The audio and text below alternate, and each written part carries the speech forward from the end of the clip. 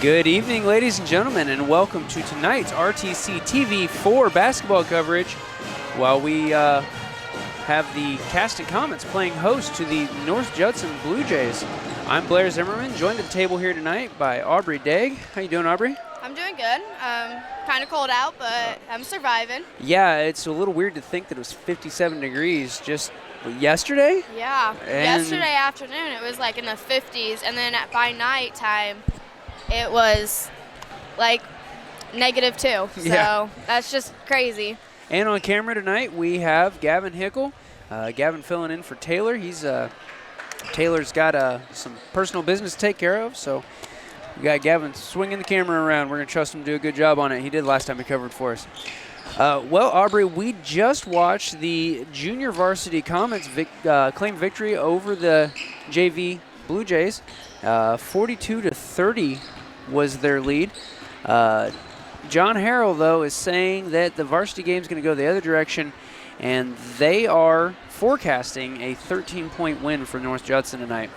North Judson was victorious in this matchup last year with a 49-36 victory. So hopefully the Comets are going to come out here. They're going to play like they did in the first half of the third quarter on Tuesday, and just kind of take it to the Blue Jays. Yeah, let's hope they can maybe just carry over the intensity from the JV game, because I didn't come in until the last 2 minutes of the JV game, but it still seemed like it was a good game. You know, they were still playing hard even to the last second, though, and hopefully they can just carry that onto the varsity game. And as a conference game, it is conference, right? It is a conference game. It is a conference game. It'd be great to be able to see them win one of these, especially coming out from their last game over Argus. Yeah. Well, and of course the guys, this is a little bit of a grudge match for the guys because the Blue Jays are coached by Comets' former head coach, Kyle Evans. So, of course, Comets principal, Chuck Evans, has a little bit of a conundrum here because on the one hand he's got his school and on the other hand he's got his son. So, of course, we're looking for a good, clean game, and we just want to see some good basketball here tonight, I feel like. I think what will be most interesting, at least for me to watch, is to see how North Judson holds themselves compared to how we held ourselves with the same coach. I mean, with us, we weren't as victorious, and, maybe with him coaching a different team, maybe they'll be better. And, I think that'll be just an interesting matchup to watch. Yeah, we've talked about this before, I think, that sometimes you can have a good coach and you can have a good group of players or athletes and they just not mesh well. Yeah. So it could absolutely be a situation where Coach Evans' personality fits better at North Judson. We've definitely seen Coach Davis be a good fit here with our guys.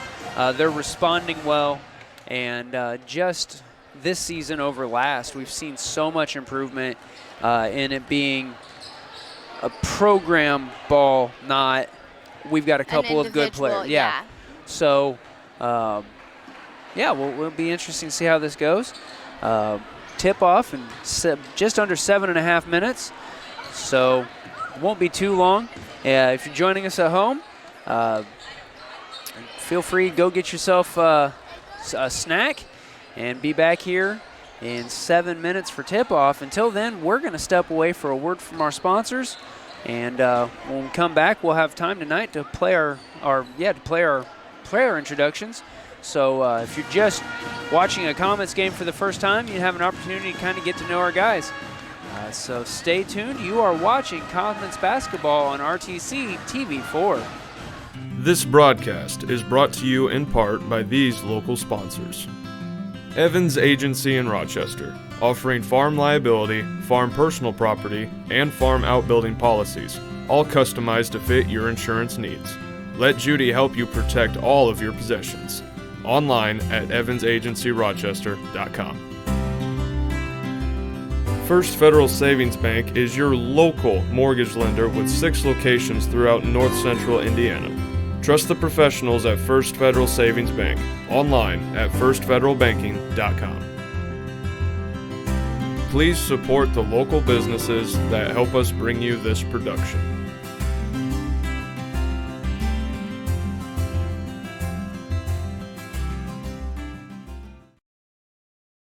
This broadcast is brought to you in part by these local sponsors. The lawyers and staff at Peterson, Wagoner and Perkins LLP are here to provide the highest quality legal and professional service to their clients presently and for the future. See a full list of services online at peterson-wagoner.com. Woodlawn Hospital, offering state-of-the-art care for Fulton County for over 100 years. Woodlawn Hospital is the area's healthcare leader. Comprehensive care from head to toe. Online at woodlawnhospital.com. Please support the local businesses that help us bring you this production.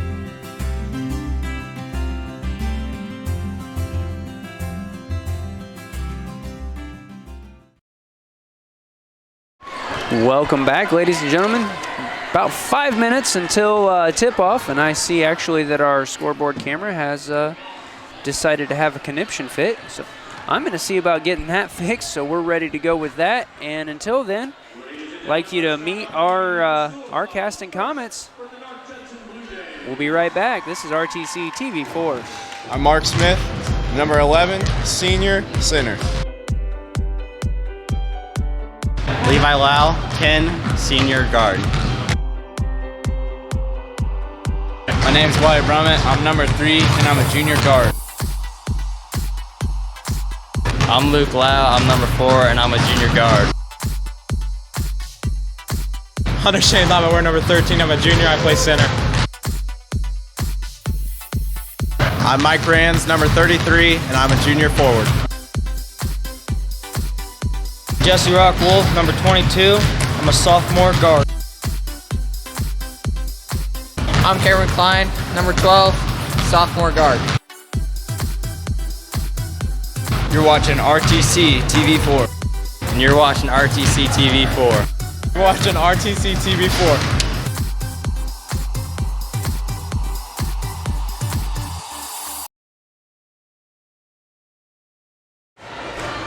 And those are your Caston Comets. And we'll get to see them play here in about 3.5 minutes.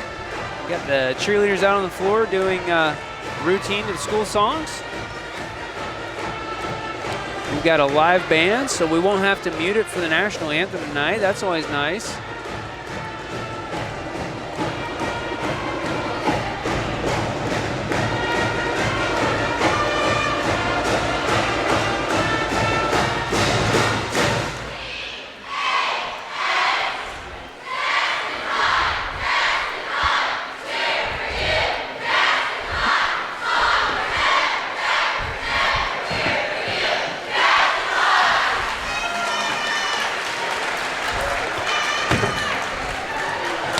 And looking forward to tomorrow, we've got Class 1A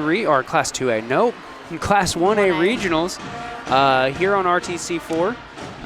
Aubrey, you and I won't be covering that, unfortunately. But we have the Pioneer crew.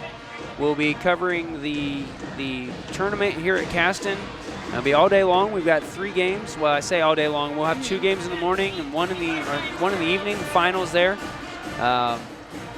Expecting Marquette Catholic to walk away with at least regional. There's a good chance that they're going to go on to claim state championship again.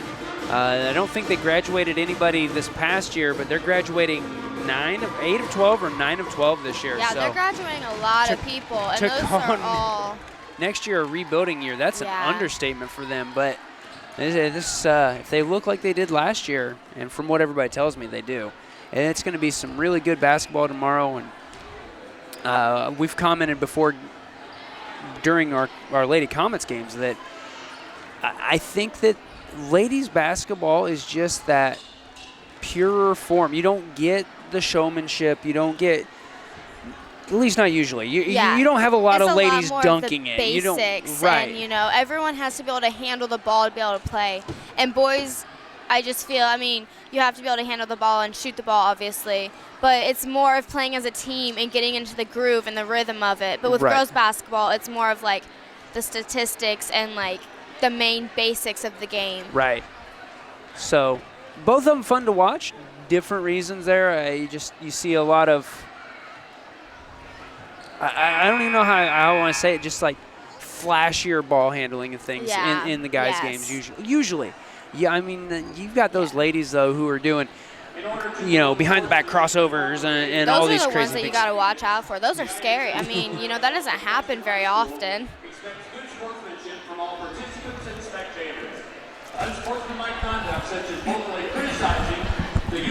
Well, 30 seconds till start having guys taking the floor. And the other spectators is inappropriate and unacceptable. Thank you for your cooperation.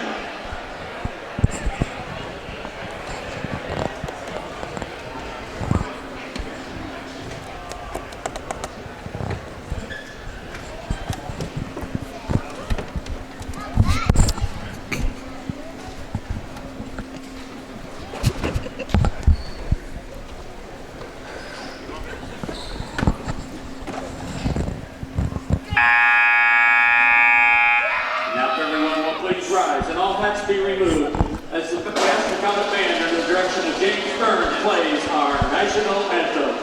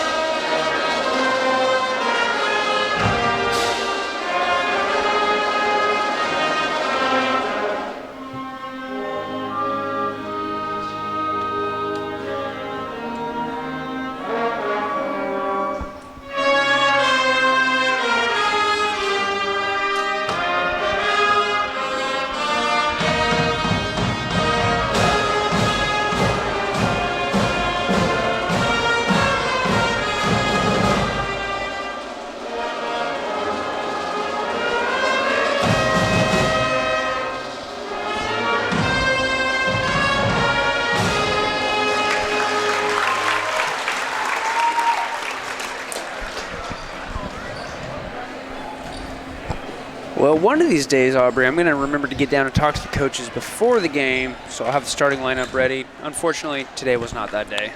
Blair, I think you said that last game. I probably did.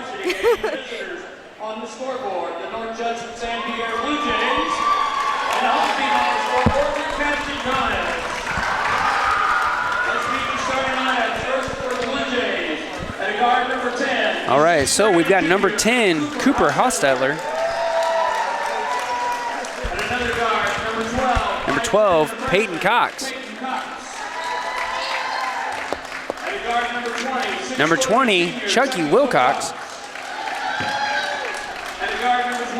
Number 22, Trey Hampton. And number 50, Caden Benson at center. I just heard our in-house announcer say that Benson is 6'1". He's going up against 6'6", Hunter Shanelob. Shanelov's got the height advantage. I don't know, though. Yeah. Maybe Benson has the ups. Well, that's kind of what happened last game.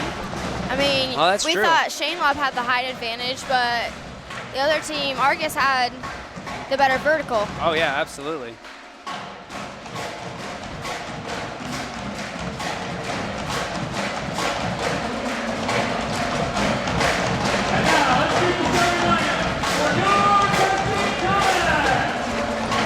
Right. Now for the comments, we've got number 4, Luke Lau.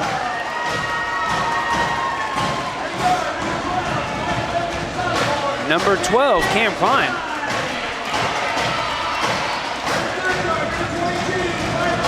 Number 22, Jesse Rockwolf.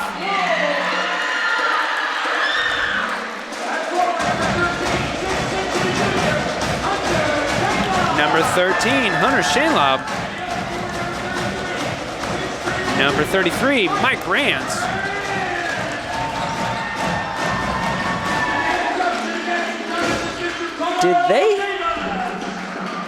Did they say that Hunter's actually in as a forward?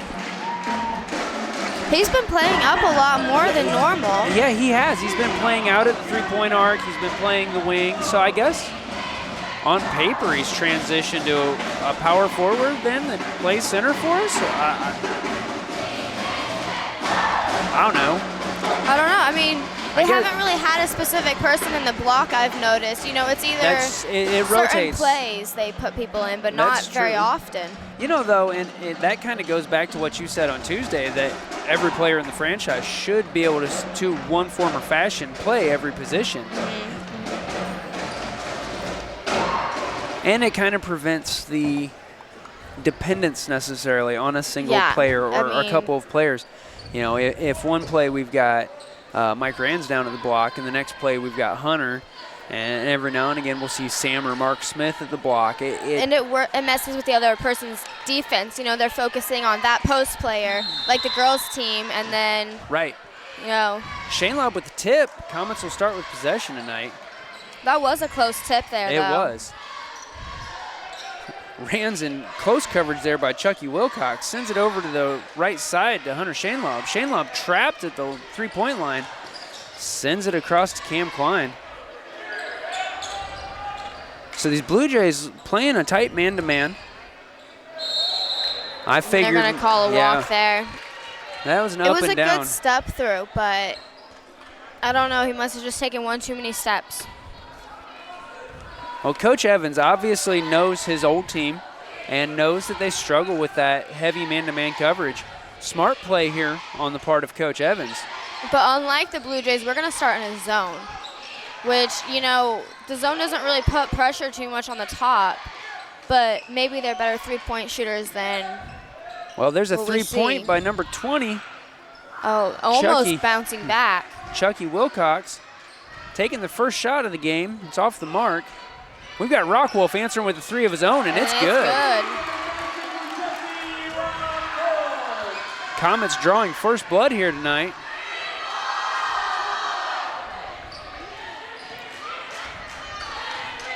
And we've got Peyton Cox bringing it across the midcourt. We're going to send it out for a three-point at this end, off the mark there. That was rebound. Comets doing well on rebounds here tonight. That's something we've struggled with traditionally. Two-point attempt there by Shane Lobb. He actually hit an immovable object on that, and he had to shoot as he was falling. Oh, nice fake, and Shane Lobb. There. Shane Lobb swatting that away. Oh, and answered at the other side. And that drops there for Cam Klein. Well, we've got a nice action-packed night so far here, Aubrey. Yeah, it's been a good game. They've come out ready to play. Absolutely. 2 minutes gone. Caston up with 5-0 lead. There's a three-pointer. Little hard there. That's two misses for Cooper Hostetler. And it's going to go out of bounds off of his shot. Looks like the Blue Jays are extending their defense, so we'll see if this We're coming up here to this. Earlier, like it did in the last game. I mean, they extended up, and that's where we lost a lot of time. Oh, and right there, Luke Lau with the ball stripped right from him. Chucky Wilcox going up and taking it in for two. And we've got that double team there on Lau again. Lau struggling. Picks up his dribble, sends it over to Mike Rands. Mike across midcourt. It was a 10-second call. But it's better than getting the ball stolen and absolutely 2 points on the other end. Right. It's really hard to change your momentum and to answer a steal. Yeah. With a 10-second violation, you get time to set up your defense. Now, it's still an opportunity for the other team, but we've shown so far in the first 2.5 minutes that our defense can answer their offense. Yeah. And a lot of our rebounds have come off of their long threes, so unless they start hitting the threes. Nice dribble fake there. It's going to go out of bounds off of number 20, Chucky Wilcox. He's disagreeing with the ref a little bit, but they're setting up this full court press again. And they're actually extending it even further.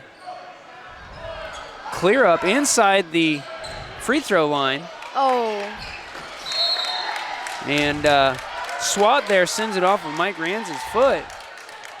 And we're going to give the Blue Jays another opportunity here. This press is just really working into us, you know. we have traditionally, both programs here at Caston, struggled against tight man-to-man defense, whether it's under our own basket or whether it's in an extended press. The one time, I think it was you ladies really worked well against the extended press that Pioneer put on during the Pioneer game. I think it was Pioneer, or it was the other game that week. But part of it is the proximity. Three-point shot by Luke Lau, and we've got a Blue Jays rebound on that. You send it out. We got a long pass there. Wow. Clear cross court. Klein tight on that really defense. Getting in there. And they're going to call a foul on that. First foul of the game, almost halfway through the first quarter.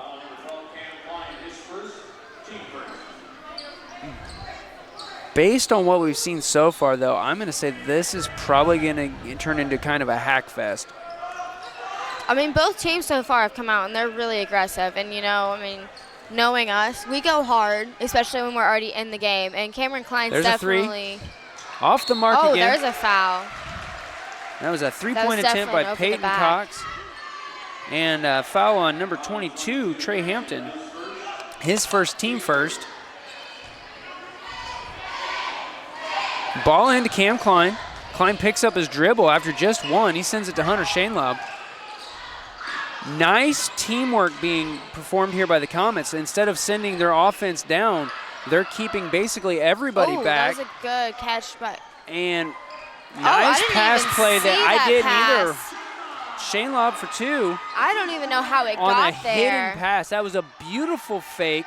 Rands went up like he still had the ball, drew the defense as he just softly bounced the pass over to Shainlaub. And we've got a travel there. I was starting to fear they weren't going to call that. I mean, if they called Rands down here for that travel, they surely would have had to call that. I mean. You know, though, last year, Kinzer got away with a lot of those hop, jump, stop things. Couple behind-the-back crossovers there for Rands. Tries to send it down to Lau, gets swatted out of bounds.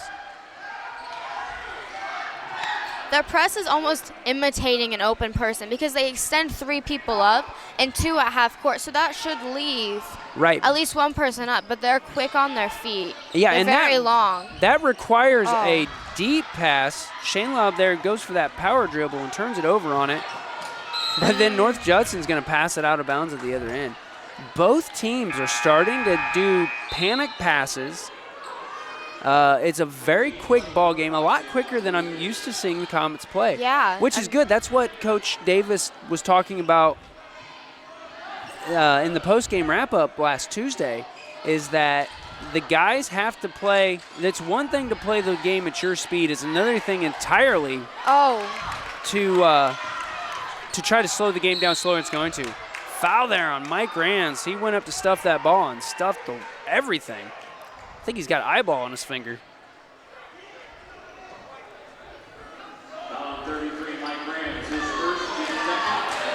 Of course, the question is, what kind of free throw shooter is Cooper Hostetler? You know, free throws can really just determine a game real quickly, especially with how aggressive it's already been. Absolutely. Oof. Net barely moved on that one. I'm going to say let's make note not to send Hostetler to the line very often. We've got like we already have some hostility going on amongst our Comets, though. We've had a few misunderstandings and stuff. I saw they sent Mark Smith in for Hunter Shainlaub, and they're talking, I'm assuming, about a play or something. I mean, this is going to definitely be a game where you've got to keep the plays changing. Yeah. We've got, Loud made it across half court, but then had a pass just stripped away. Chucky Wilcox takes it down and lays it in. And we're now looking at a one-point ball game, 2:48 left in the first. And a nice clean steal there by Chucky Wilcox. There's another foul there. I think it's on Cameron Klein.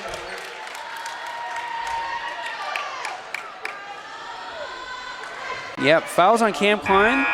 And we're going to have an and one attempt here for Hostetler. We got Hunter Shainlaub in for Mike Rand, so. And Mike was the next person up there helping Luke out. So we'll see how they switch to the press when it comes to that.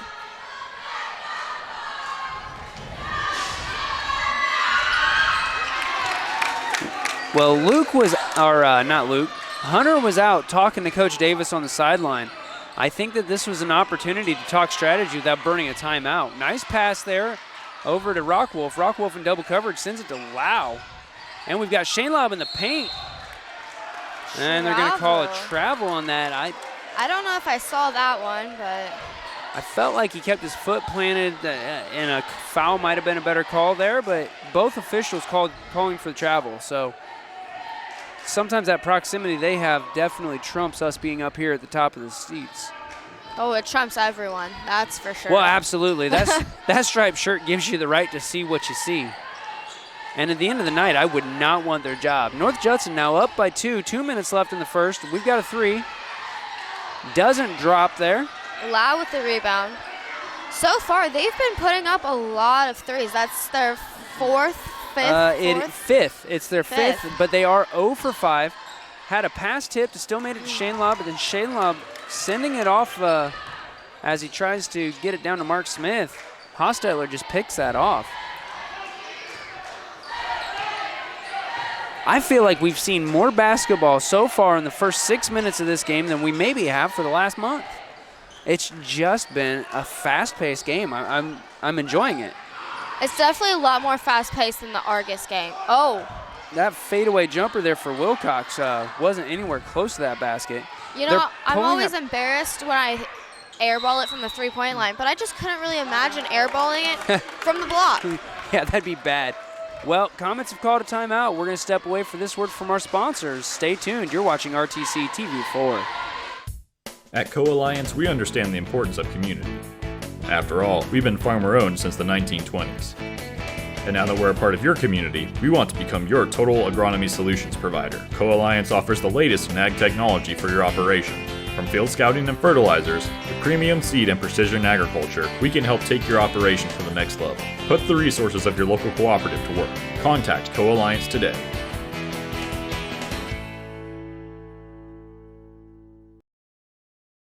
Welcome back, ladies and gentlemen. We've got the Comets and Blue Jays going back out on the floor.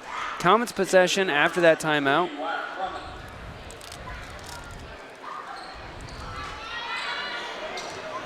North Judson has really tightened up their turnovers in the second half of the first quarter.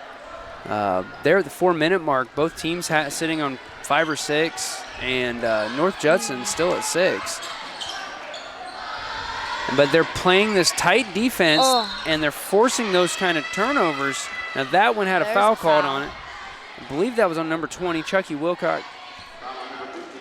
Oh no, my bad, 52, who's not even on my roster. That's neat. Those are my favorites. Shot attempt there by Mike Rands off the mark. And we're gonna have a foul at the other end. I think that's on Hunter Shainlaub. Yep. It looked like one ref was about to just call it a tip off of his hand, but then the other one called a foul. This could turn into an ugly game if our starters continue to foul. I mean, we already have 4 fouls, and it's only the first quarter. Yeah. And first shot off the mark for Wilcox. So far, that's the only free throw they've missed. Yeah. And we've seen several games determined by free throws.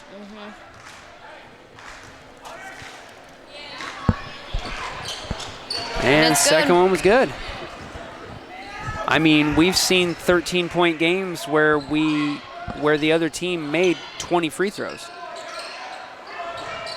Shainlaub getting himself stuck there.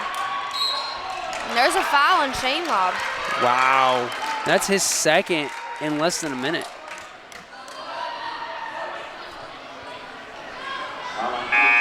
Yeah, we've already, Cam Klein has 2, Shainlaub has 2, Rands has 1. And Blue Jays now calling a timeout. Stay tuned. You're watching RTC TV4. At Co-Alliance Propane, we treat our customers like neighbors because, well, that's what we are. When you trust Co-Alliance Propane as your seriously local propane provider, you're trusting a team of professionals who live, work, and watch the game from right across the county, not the country. A team that's close by and seriously dedicated to your safety and providing the best service possible. Find out more about Co-Alliance Propane's seriously local service and how you can get 50 gallons of propane free at coalliancepropane.com. Welcome back, ladies and gentlemen. Coming back from another timeout, we've got North Judson up by 3, 10-7, 45.6 seconds left in the first period. And 7 fouls combined on the board already. And I think 3 or 4 of those have been within the last 2 or 3 minutes. And the Blue Jays have just come up, and they've just snuck up on our Comets. I mean, stealing the ball, and we just try and get it back. But we just get our hands in there too much, and these refs are quick to call the fouls tonight. The Blue Jays have been absolutely able to get down underneath the guard and swipe the ball away. I'm surprised Rands wasn't called for a foul right there. And there was a travel.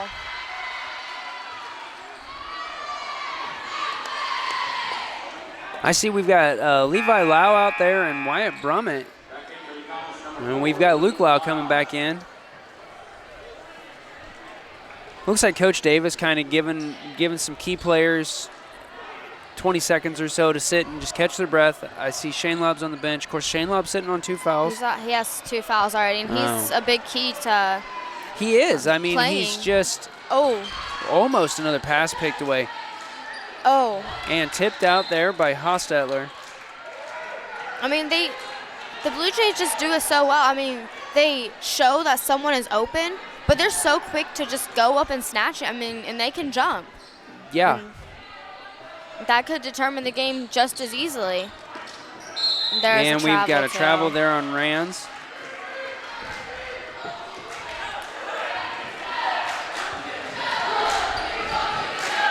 You know, I haven't seen this many travels in a long time. Yeah. Especially in the first quarter. Part of it is these refs are being really quick to call things. And that was a matter of Hostetler cutting the wrong way. Hostetler and Cox out there having something of a heated discussion, it looks like, on how that inbound was supposed to go. But even so, I mean, number 10, he didn't even seem to go after it when he saw it go the wrong direction, you know? Yeah, that's something he definitely could have laid out after picked it up. But, I mean, it was going to be out of bounds on them anyway. And the flip side is there's 5.5 seconds left in the first. They've got a 3-point lead. There's a time to make desperation plays, and then there's a time to just kind of let things go. And they've shown that their defense can handle our offense. I hate to say it that way, but, you know, Rock Wolf into a double team now. And the bank is open. Rock Wolf with 2 right at the end of the first. We're going to step away for a word from our sponsors. You're watching Comets Basketball on RTC TV4. This broadcast brought to you in part by these local sponsors. Nutrien Ag Solutions is the world's largest ag input retailer, offering all of your crop input needs. Stop by our location just east of downtown Fulton or give us a call anytime. Online at nutrienagsolutions.com. Enjoy the game with an ice-cold Coke. Locally owned and operated since 1907, Coca-Cola Bottling Company of Kokomo proudly supports 28 high schools in north central Indiana. Our starting lineup of brands are sure to keep you hydrated on the sidelines and at home. Coca-Cola Bottling Company of Kokomo. Please support our local sponsors.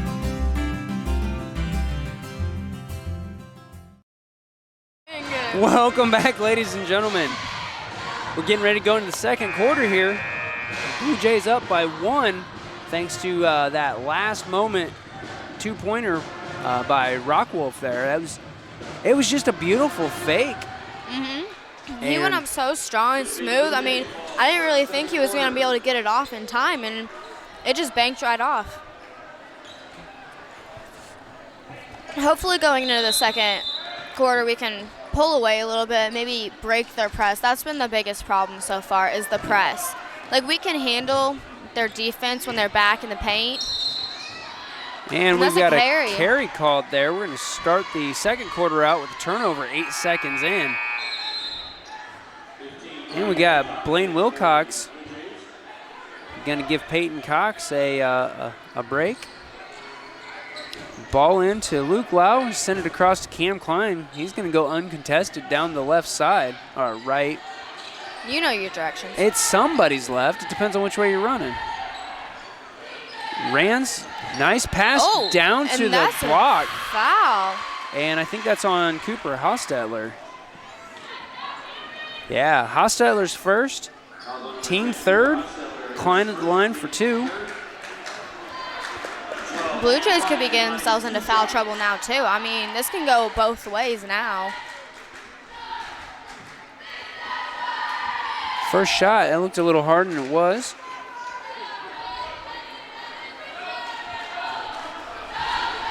These free throw percentages, though, again, they make and break a ball game. Especially right now. I mean, we're only down 1 point. Right. We could make it as high ball game right now. So far, that was a nice one. Got the lucky roll on it, too. Yeah, so far, Blue Jays, though, shooting 80% from the free throw line. That could be key come final buzzer. Tied up, 10 all, 7:27 in the first half. Blue Jays still playing mostly outside basketball against the Comet zone. Hostetler, I'm surprised he didn't get called for a carry there. Up at the volleyball line, sends it back over to Wilcox. Wilcox with a hop step, and I was. That's exactly the move that Mike got called for in the first. So I was glad to see the ref call that both sides. And these are very even refs. I gotta give them that. Oh yeah. I've got to say, there's no ref that I say, oh yeah, we see him here all the time, or hey, he goes to church with some. You know, these are. So we're not going to have that, oh, these are hometown refs. Yeah. Lau into double coverage, picks it up just on the wrong side of the half-court line. We're going to have a foul there on Rockwolf. Rockwolf. You can't hold him by the shirt, Jesse. That goes right back to what you were saying first quarter, though, about these Blue Jays. They will leave a gap, but have somebody 2 steps off of it who's quick enough to get there and grab that pass. And when it's the only passing lane that was open, you know that's the one that's going to be used. And, I mean, they've picked off so many just doing it like that. Got number 50, Benson, dribbling in the paint, and he takes that shot from up at the elbow. Got to give North Judson a 2-point lead again. Lau trying to get over midcourt, gets it to Mike Rands. Nice over the head backwards pass. Klein a little off on that 3-pointer. Comets are going to have to, though, really have great accuracy right now. Yeah. And you can't Rands was coming down for a hack job on that one. I'm surprised. Well, it's a good thing he pulled it. We've already got. Just off the mark there. We've already got a couple of key players in foul trouble. We can't have 3 of them getting in foul trouble in the first half. There's a 3 off the far side of the rim, and Lau with the rebound. I mean, and they haven't proved themselves from the 3-point line yet. So I mean, this could be a lot easier for us if we could just get those 3s to fall. Because I mean, 3s will beat 2s any day. Right. As long as we can get them to fall. Absolutely. Just picked off right there out of Luke Lau's arms. We've got Shane Lau back in. He needs to watch those fouls. Again, though, I imagine part of that is Coach Evans knowing who the key players are and saying, hey, make sure that you're in a position where this guy and this guy and this guy are going to be likely to foul you. Bout lost it there. We sent the pass to Shane Lau, but rolled out of his hands. Lau able to pick it back up. They try to send it down to the post. Rockwolf manages to get that loose ball. Wow. And just swatted out of his hands. North Judson, though, can't keep a hold of it. And I see a number 40 out there who's also not on the roster. Aubrey, this is frustrating. Well, it happens. Sometimes they just add new people, and you never. My stats are bad enough as it is. Well, it's okay. It happens to the best of us. Oh, that was just a pass that got tipped. That's all that was. And number 40 there can't make that fall. North Judson, they've tipped so many passes away. And they've been in a position to capitalize on that. We've got Joey Spin coming in for the comments. Bring him in early in the game. Of course, in fairness, as I'm complaining about stat sheets, we know that that's Joey Spin, but on the roster, 21 is Jake Passion's number. So 2 for Mike Rands off the mark. Rand's just not able to get anything to fall tonight. I mean, and they're all making good passes or shots too. Yeah. There's a 3 for Hostetler. First 3 for the Blue Jays tonight. They now have a 7-point lead. And we've got a foul there called, which was a fortunate foul for the Comets because that shoulder charge was going to cause Spin to be over and back. That was a foul on number 20, Chucky Wilcox, his first, team 4th. We got Brumman in for Jesse Rockwolf here. Which, again, might be as much as anything. Brumman's proven himself on the floor. No question about that. But it might just be as much of giving Rockwolf a minute to take a breath. Spin and double coverage, gets it to Rands. Rands goes into the paint, passes it down to the post, and draws the foul. Foul was on number 40, whose name that Carson something. You know, if Rands would have just gone up for that shot, he would have been shooting free throws. Oh, let's see if... Spin into Rands, and they're going to call a charge on Rands. Rands now sitting on 2 fouls. We got 4:10 left in the second. Wow. I feel like we've watched a whole game already, and we've got 2.5 quarters left. This game has been moving just so fast, and so much has happened. It's crazy to look up, and it's only the second quarter. Right. And, I mean, with so many fouls on the board already.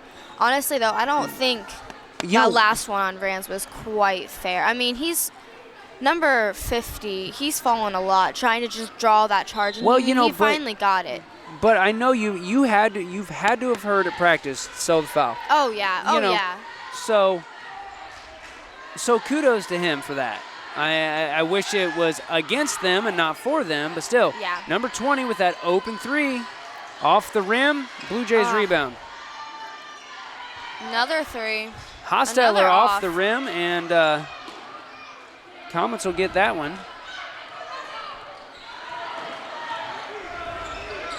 Spin between the legs over the volleyball line, sends it over to Klein. Klein on that pivot, keeping that foot planted. Over to Brummett, down to the post to Shanelob. Shanelob just off the mark on that. And they called a foul on Shanelob. Oh, that's not good. Big guy on 3 fouls already.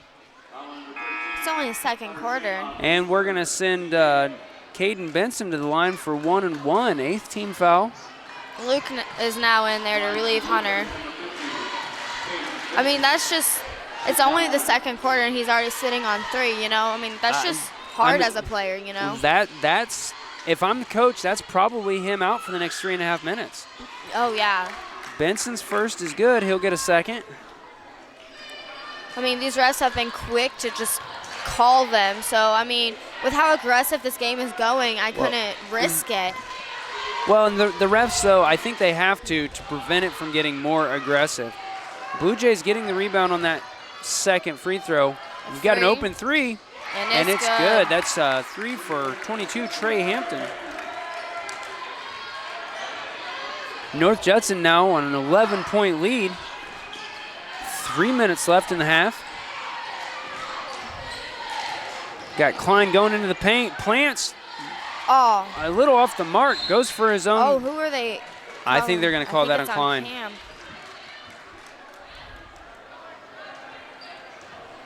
I don't know, Klein had more hand on the ball, but He also put an elbow in her face. Mm-hmm.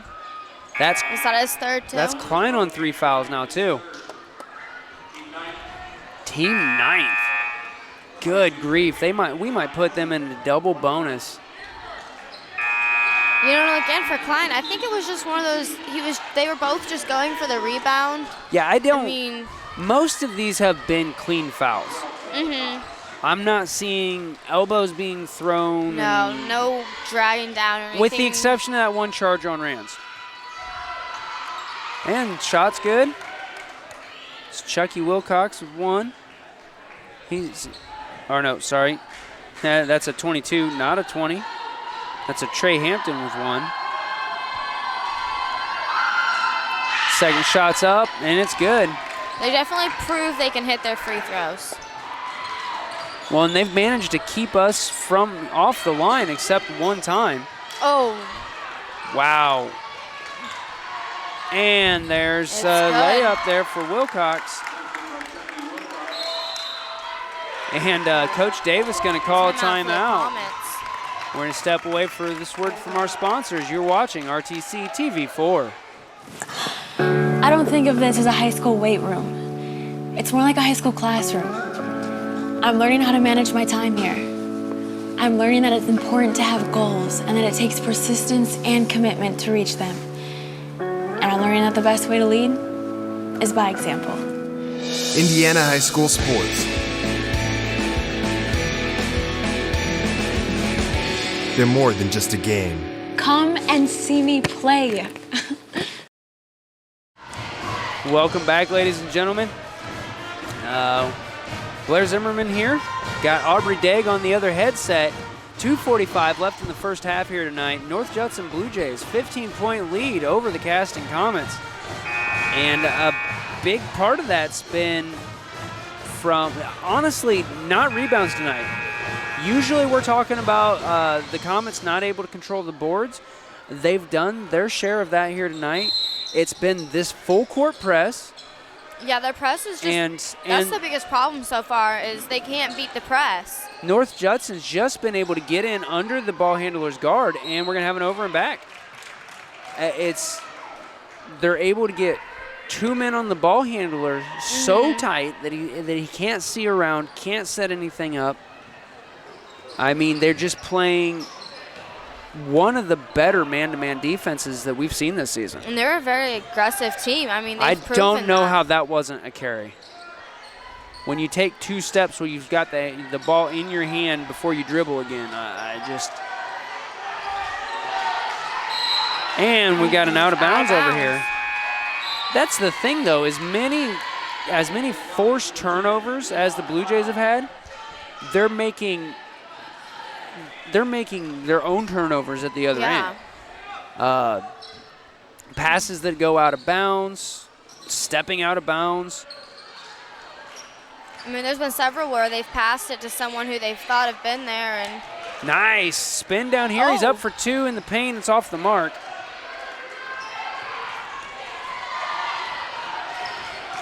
And we've got Hampton. Oh, no, not Hampton. Cox across the line. Off of that was, he sent Spin really flying. Put his shoulder into him. I don't know how and that was one of those jumping plants. I don't know how that wasn't a travel. And I don't know how that wasn't a foul. Well, we had Hostetler missing a 3 there.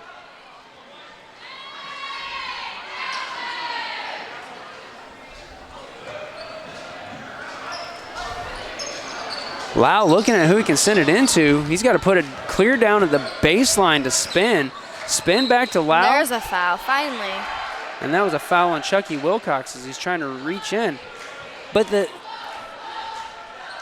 it just talks about how good their defense is, or how bad our ball handling is. And I don't think that's it, but I have to say that that's an option in this, that they can reach in and steal as many times as they have tonight and only have 6 fouls on the board in this half.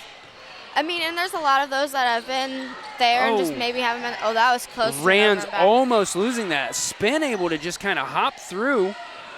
And Lau was down on the baseline trying to pass to somebody, and I think somebody was supposed to cut and didn't, judging by the look on Luke's face. Minute 23 left in the half. And North Judson still with a 15-point lead. I'm going to be honest, I'm surprised that the last minute and a half or so has been scoreless. Yeah, but I mean, both teams have had their own mess ups. One steps out of bounds. Well, they've stolen the ball, but then they've got fouls called on them. Oh, yeah. So, I mean, it's just a very aggressive game. It is. And again, this Comets zone has really done a pretty good job, I say, as Hostetler is able to drive into the post for a layup. You know, but sometimes you just can't. Well, yeah, avoid you that can't stuff. always I mean, you can't always keep the lanes closed. Lau getting it to his brother across the type line. Levi's going to dribble down baseline and sends it into the paint. Spin, able to save it, but sends it off to the opposition. And behind the back straight to Jesse Rockwolf. Let's see if Rockwolf can hit Rockwolf going coast to coast. Oh, it was close. But shot was off the mark. I'm sure he's going to go to the line for two. Just the second set of free throws that they've given us tonight. Foul was on Peyton Cox, his first, only the team's seventh.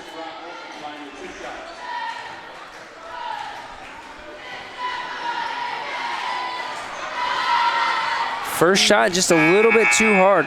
Rockwolf has that. He has a lot of spin on it, and it's a really flat shot.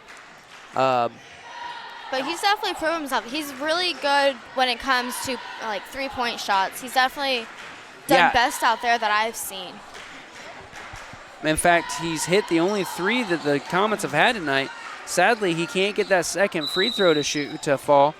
And Blue Jays calling a timeout with 25 seconds left. We're going to step away for a word from our sponsors. You're watching Comets basketball on RTC TV4. Want to know what I like best about playing basketball for my high school? I like it because it's a place where my friends get to see me play. I like it because I'm playing for someone besides myself. I'm playing for everybody in my school and every person in my community. Indiana high school sports.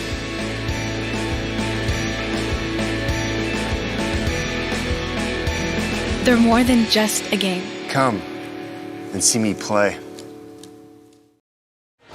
Welcome back, ladies and gentlemen. We're about 2/3 through a full timeout here. 25 seconds on the clock, as you can see. North Judson now, 17-point lead. Comets have held them to just 2 points in the last 2.5 minutes. Unfortunately, Rockwolf had the opportunity to match those 2 points with his free throws, missed both of them.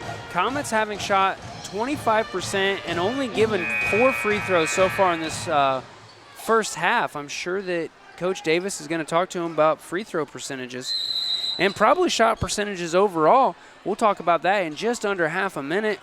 Well, okay. Well, maybe. In halftime, just under half a minute left in the half. 14 seconds now. We got the ball down to the paint, bobbled away, out of bounds. They're calling that out on the Blue Jays. I don't think Coach Evans is going to be happy about that. Wow. I would have figured they would have called that. That looked like it was out on. I mean, because White touched it last, but I mean, I'm not complaining. Well, I think what happened was, I don't know what happened. I'm going to be just perfectly honest, because Levi had his hand on it as it was going out of bounds. Rands sending it deep to Joey Spin. 6 seconds left. We've got a three by Levi Lau. It's off the mark. The buzzer beater goes up, and it's hard. And that's the first half. Going into the locker room, Caston 10, North Judson 27. We're going to run our halftime ad pack, and I'll be back with some halftime stats here in a few minutes. Stay tuned. This is RTC TV4. This broadcast brought to you in part by these local sponsors. Nutrien Ag Solutions is the world's largest ag input retailer, offering all of your crop input needs. Stop by our location just east of downtown Fulton or give us a call anytime. Online at nutrienagsolutions.com. Enjoy the game with an ice-cold Coke. Locally owned and operated since 1907, Coca-Cola Bottling Company of Kokomo proudly supports 28 high schools in north central Indiana. Our starting lineup of brands are sure to keep you hydrated on the sidelines and at home. Coca-Cola Bottling Company of Kokomo. Please support our local sponsors. Summit Contractor Supply is the area's leading supplier of tools, parts, products, and services to commercial and industrial contractors throughout northern Indiana and southern Michigan. Offering Milwaukee Electric Tools, DeWalt Power Tools, Metabo Power Tools, and more, Summit has the blades, bits, fasteners, and anchors to get the job done right. Summit is also a factory-authorized service and repair center. Contact Summit for all of your contractor supply needs. This is old you. And this is now you.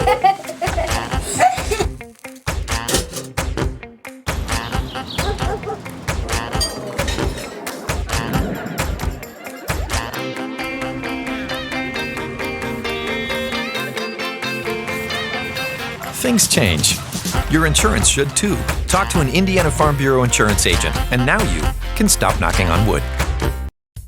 At Co-Alliance, we understand the importance of community. After all, we've been farmer-owned since the 1920s. And now that we're a part of your community, we want to become your total agronomy solutions provider. Co-Alliance offers the latest in ag technology for your operation. From field scouting and fertilizers to premium seed and precision agriculture, we can help take your operation to the next level. Put the resources of your local cooperative to work. Contact Co-Alliance today.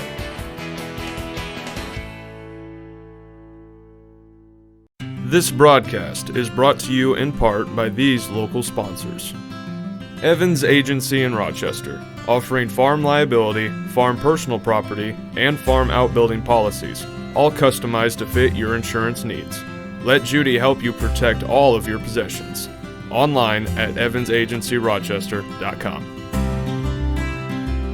First Federal Savings Bank is your local mortgage lender with 6 locations throughout north central Indiana.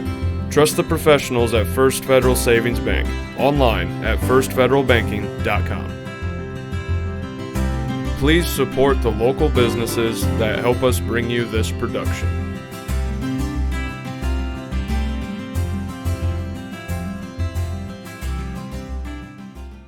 Smith Farm Stores has everything you need for your home and your farm, both inside and out.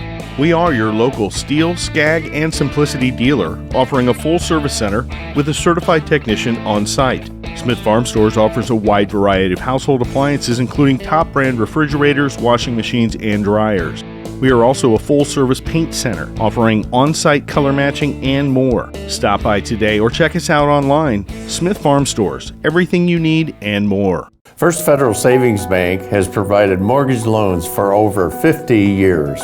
We're now offering commercial loans to support our local businesses. We offer business loans for real estate, equipment, lines of credit, and investments. We also offer Simply Free business checking for all your banking needs. Contact Lindy Breeden, our business lending expert, to take the worry out of your business banking.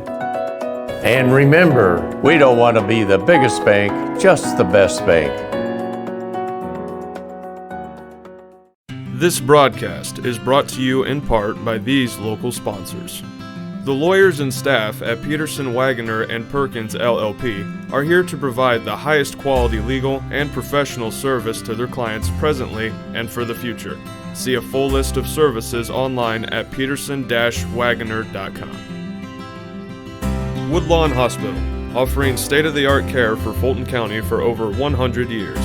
Woodlawn Hospital is the area's healthcare leader. Comprehensive care from head to toe. Online at woodlawnhospital.com.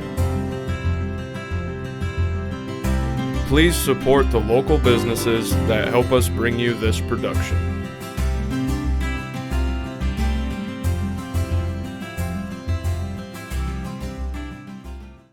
At Co-Alliance Propane, we treat our customers like neighbors because, well, that's what we are. When you trust Co-Alliance Propane as your seriously local propane provider, you're trusting a team of professionals who live, work, and watch the game from right across the county, not the country. A team that's close by and seriously dedicated to your safety and providing the best service possible. Find out more about Co-Alliance Propane's seriously local service and how you can get 50 gallons of propane free at coalliancepropane.com. Want to know what I like best about playing basketball for my high school? I like it because it's a place where my friends get to see me play. I like it because I'm playing for someone besides myself. I'm playing for everybody in my school and every person in my community. Indiana high school sports.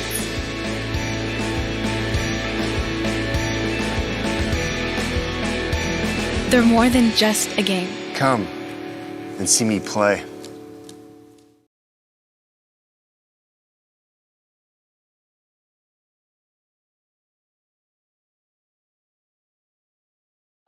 Welcome back, ladies and gentlemen.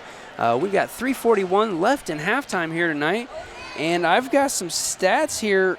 Aubrey, I'm going to guess that the two things that Coach Davis is talking about in the locker room right now are turnovers and shot percentages here.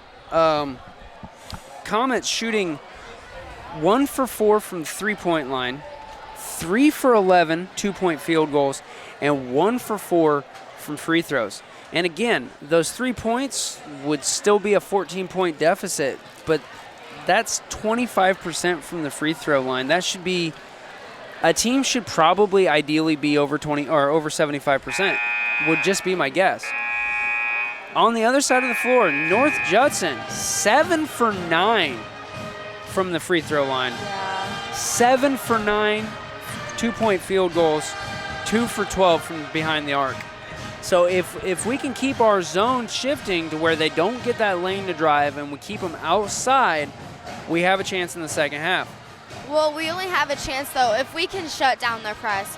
To me, that's just been the biggest part of this game. I mean, it's where everyone's picked up the most fouls. It's where everyone's gotten the most frustrated. I mean, even North Judson has picked up fouls from their own press. I mean, they try and go after the steal and they foul someone. I mean, and right. It's just where a lot of miscommunication is coming in. Honestly, I don't have stats that break down my turnovers from rebounds and pass interceptions to that press.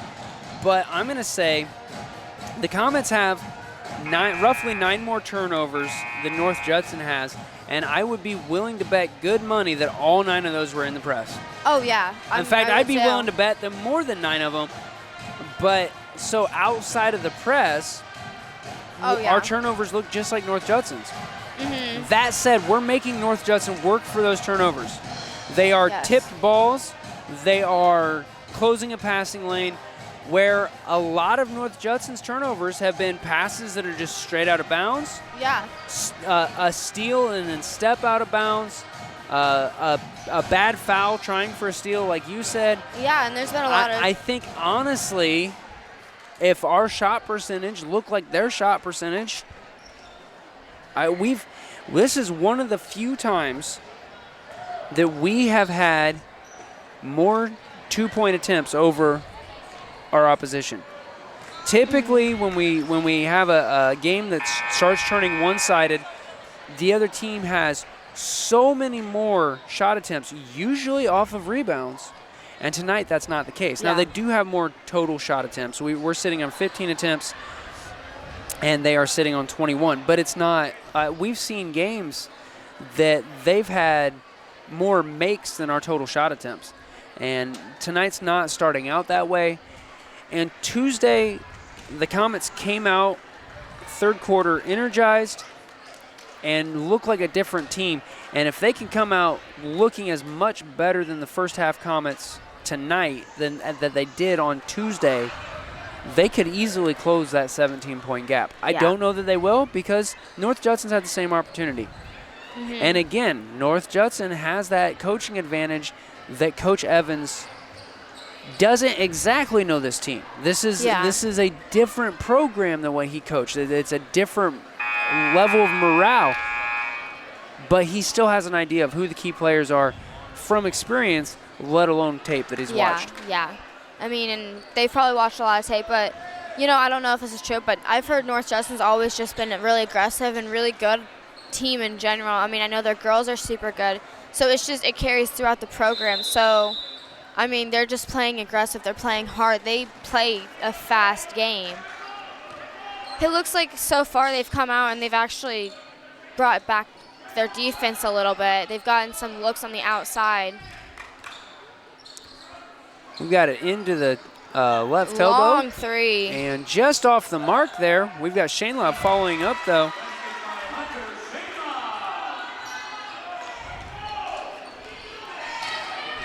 And we've extended our press up to the half-court line at least. Not going clear back into the zone right away.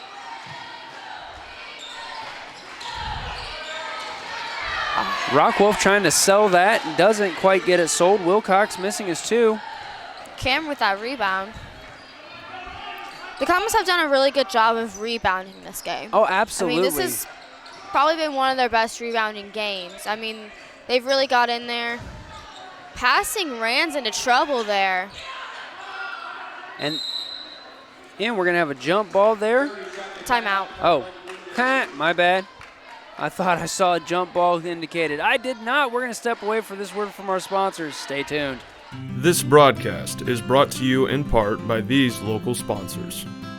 Evans Agency in Rochester, offering farm liability, farm personal property, and farm outbuilding policies, all customized to fit your insurance needs. Let Judy help you protect all of your possessions. Online at evansagencyrochester.com. First Federal Savings Bank is your local mortgage lender with 6 locations throughout North Central Indiana. Trust the professionals at First Federal Savings Bank. Online at firstfederalbanking.com. Please support the local businesses that help us bring you this production.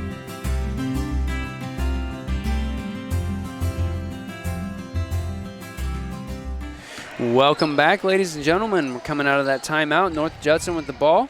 Caston turning up the heat a little bit on the press. Oh, getting and that steal. Nice pass interception by Rockwolf. Looks like he's going to go coast to coast. We send it out for a 3. Oh, just off the mark there. Luke Lau there. Sending it up. Only his 2nd shot attempt of the night. And we're going to have a foul on that.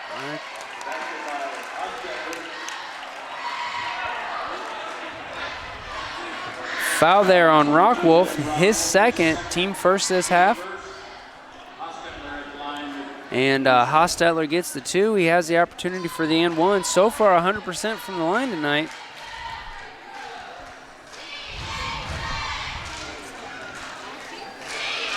Shots up. Looks just like the other 3 did. Net. He just has such a pure form. I mean, it did. That net barely moved. Rands looking for where he's going to go. Cross midcourt and under 10 sends it to Lau at the corner.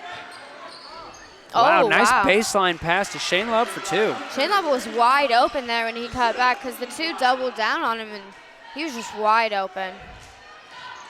Got that drive to the basket. That's good. Gonna spin a drop for Benson. Double team there on Lau. Lau's gonna send it over to Rands. Back in the paint. Rands looking to get across midcourt. He makes it. Sends it to the volleyball line to Lau. Lau trying to figure out how he's going to get past Hostetler. Passes it to Rands. Oh. Rands floats it down to the post. Swatted out of bounds by Peyton Cox. Hunter had his hands on that. I mean, he just got it out of his hands. Honestly, if Cox would have shifted a ½ inch, that would have been all skin. Oh. And had a nice turnover set up there. That was a nice pass to the outside. Shot was off the mark. Now that was a rebound we probably should have had. Klein, double coverage, sends it to Shane Lob. Shane Lob, cross court. We're down to the post. Shane Lob going to draw the foul. He'll go to the line for 2. Hopefully Shane Lob can put these in because we just really need them at this point. Yeah, struggling hard from the free throw line tonight. North Judson has extended their lead to a 20-point lead.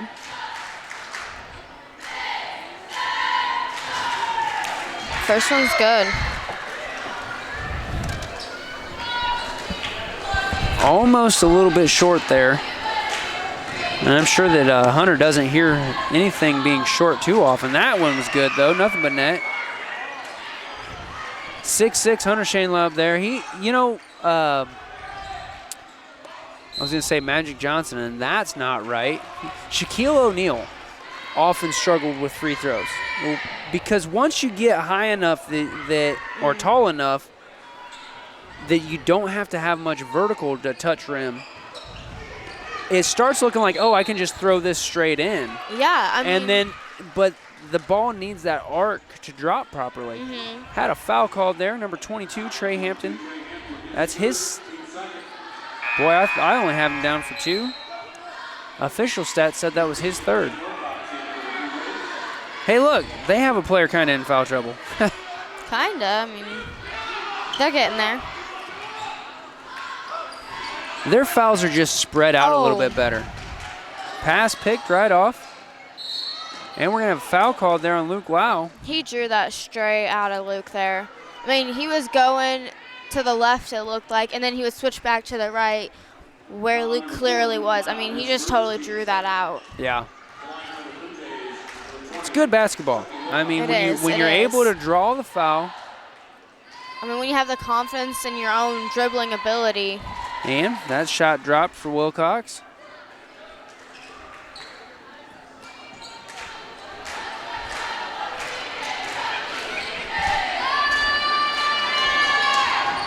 Second one drops. North Judson keeping their free throw percentages up. Shainlaub in double coverage, sends it to Rands. Rands is going to go to the paint. A little too hard on that shot. And North Judson with that rebound. Wilcox putting 2 more on the board. They're just taking it right in there. I mean, and I feel like some of the players are kind of scared to foul. I mean, Shainlaub's sitting on 3 right now. Shainlaub's sitting on 3. Klein's sitting on 3. So, I mean, they have players in trouble. They can't just start handing out fouls anymore. Oh, yeah. Well, that's the thing. Klein and Shainlaub both at 3. Rockwolf and Rands both at 2. Our fouls are just bunched up. That went straight out of Shainlaub's hands there. Yeah, he tipped it right to the opposition, and there's Wilcox with 2 more. Goes coast to coast with that. Rockwolf going to plant. Almost over and back. I think his foot went over. And I really do. Bow had a bad pass. Oh, let's see. Rockwolf can pick it up there. And he's going to draw the foul there. There's the foul. 3-point line. He wasn't quite in the process of shooting yet, though. Who's that on? Is that number 20? Oh, number 15, Blaine Wilcox. That'll be his first. And see, that's the thing. They've got 5 guys with 1. But they've also subbed a lot more than we have. I mean, we've subbed a lot, but and you know what's our subs haven't picked up a lot of fouls. Right. What's interesting is also, even with North Judson being a bigger school, a little bit too much power on that pass down to the post.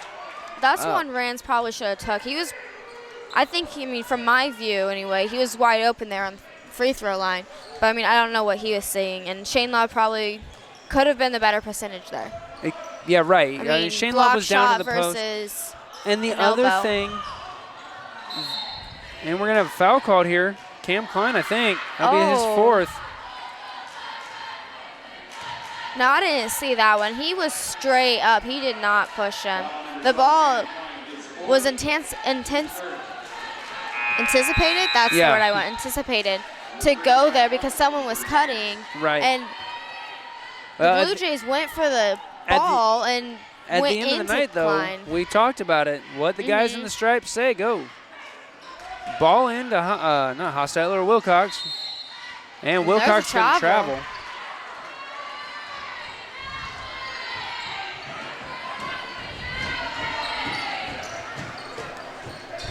Heavy press here. Got it into Lau. I mean, they are pressing clear down to within 10 feet of the baseline. And out of bounds off Rands. I've got to give it to the Blue Jays defense. They are forcing turnovers. You know, it's always to this point in the game, though. I mean, they're down more than 20. I mean, When's the point when you just stop pressing? You just play basketball, you know? A lot of coaches, it's never. Yeah, I mean, that's how it is with, like, girls basketball, too. I mean, they just press and press and press. And, you know, I've never really got the point because by that time. Nice, clean block. Oh, and he had a foot wrapped up. That should have been a foul, I feel like. Going to send it down to Shane Lobb at the post, and he's going to get 2.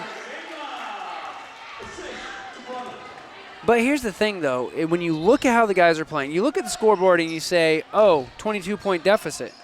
But you look at how the guys are playing, and the guys aren't playing like it's a 22-point deficit.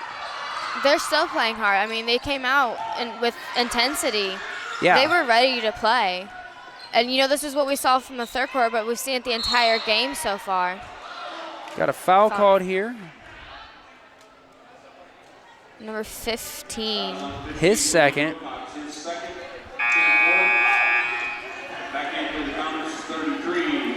And we got Mike Rands back in. Again, Rands with 2 fouls. But that's only the third Blue Jay with more than 1 foul. I mean, they still have. We're going to have another foul called here on Blaine Wilcox, I believe. Yep. I'm pretty sure he's picked up all 3 of his fouls in this quarter, too. Oh, he has. He's picked up all 3 of his fouls, I think, within the last 75 seconds or so. Mm-hmm. So, then again, he could have been put in there just to kind of throw the guys off the game. Because we didn't see him a lot in the first half. Nice passing game. Some good ball movement there. Levi Lau up from the right elbow, and he's good for 2. Wow. Nice tip. There we forcing go. a Mike turnover. Rand's getting that. Rand's going to go coast to coast with it. And draws he the foul. Well done, sir. That was just a really good pickoff, and he went strong to the basket. Foul was on all number the 10, way. Cooper Hostetler. That's his second. Team 6th. North Judson leading this half absolutely in fouls. They've got 6 on the board. I think this is the first quarter in the game, or like half, where they've actually been leading in fouls. Yeah, it is. Rand's good for his first free throw of the night. And we've got Cam Klein back in. Sitting on 4 fouls. We've got just under 2 minutes left in the quarter. So I was joking with Cam this morning. I said, man, if you're going to stack up the fouls, you might as well go big. I guess he didn't see the grin on my face. Rand's second free throw drops. Hostetler acting like he's going to take that deep 3. Passes it off in the hands of Peyton Cox. He's going to go clear back to the ring. Man, if he would have taken one more step, he'd been over and back. Got Hostetler at the 3-point line. Off the mark, and Rands with that rebound. Hopefully we can get a few more nice points pass in to Luke this. Lau, yeah. Lau picking up that dribble. Rands going into the paint. Off the mark. I feel Almost like getting his own rebound. that was a foul that didn't get called right there. Oh, he just passed that straight back into Lau's arms there. Well, you know, the jerseys look a lot alike. Rands from the elbow. It's There good. it is. That is Rand's first field goal make of the night. Believe it or not. And honestly, I don't. Well. But he's been under pressure a lot. Again, a very aggressive game. yes. 48 seconds left in the quarter. And he's been looking to Shane Lobb a lot, where he's been getting there, been open, but he's dumped it down to Shane Lobb to get the layup in. Right. And, you know, that's been a really good play so far throughout. It has. Shane Lobb's, he is 3 for 4 this quarter, I believe. His last 3 have been makes. North Judson pulling the press back to the half-court line. 38 seconds left in the quarter. North Judson 42, Caston 24. Cam Klein getting himself in a little bit of trouble there. We're going to have Mike Rands taking it hard. Oh, and it's going to drop. Good. Rands for 2, goes to the line for the and 1.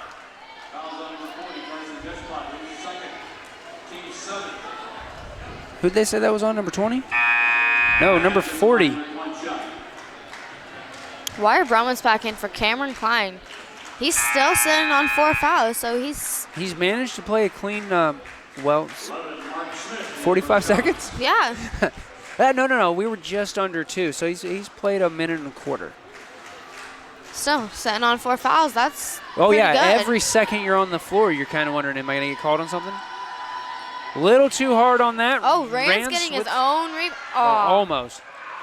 And we had It almost looked like a football game. I mean, one person went down with the ball, and they all just toppled on there. We had Coach Davis calling a timeout. I don't know if the official saw it or not. It looks like they're not going to use it. They have Brummett pulling up. Benson bringing it down to the 3-point line. 12 seconds left in the quarter.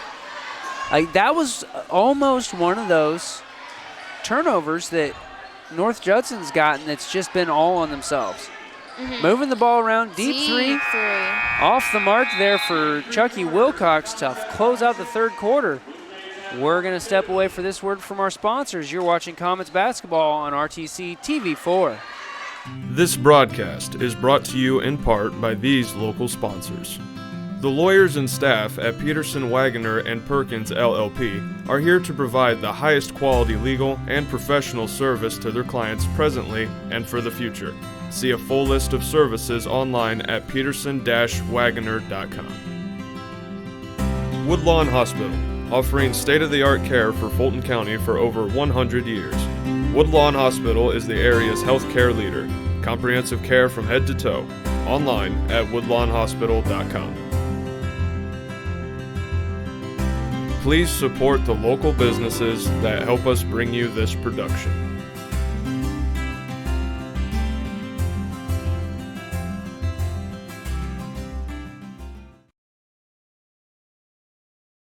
Welcome back, ladies and gentlemen. Getting ready to go into the fourth quarter here. North Judson 42, Caston 26. North Judson has Caston in single bonus this half. Comets have kept it to just 3 fouls in the half. That said, we've got Cam Klein sitting on 4, Shane Laub sitting on 3. Both guys fairly critical to the Comets offense. We'll see how this fourth quarter plays out.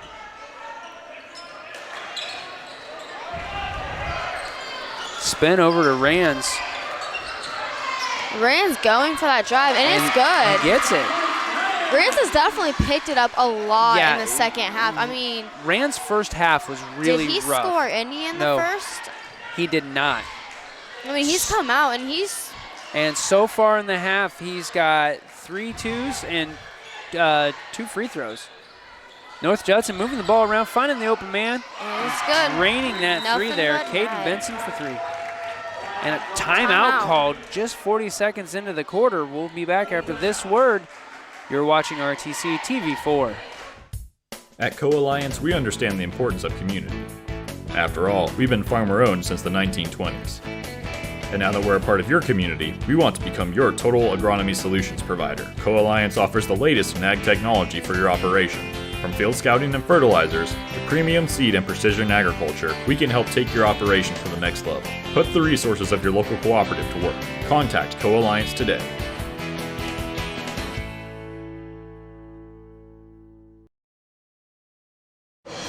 Welcome back, ladies and gentlemen. Finishing up that full timeout, waiting on the cheerleaders to vacate the floor. 7:20 left in the game.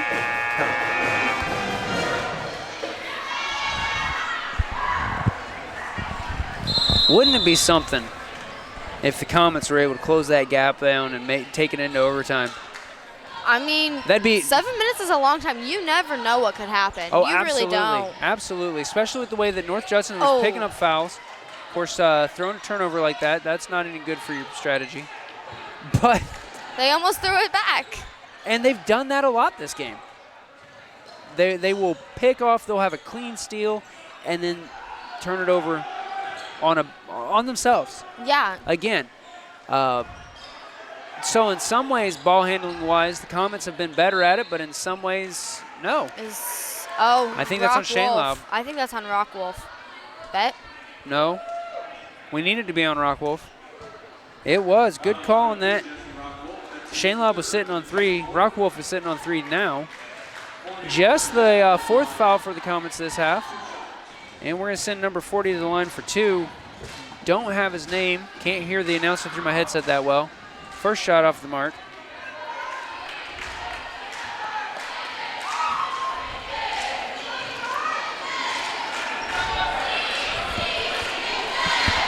That's only like the 3rd free throw they've missed so far. Yes, exactly the 3rd. That one dropped, though. That one went. If you're going to miss one, make one, you want to make that second one so that your opponent doesn't get the chance on that rebound. Nice pass down to Shane Lobb. Oh, Evans, Coach Evans not happy about that foul call. I think that was on, was that on Benson? Yeah, so that's on Benson. His first. Oh. His, or team 8th.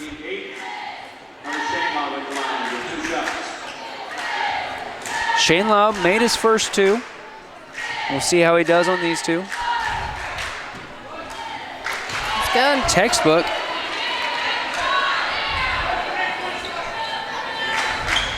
Hunter, we need another one.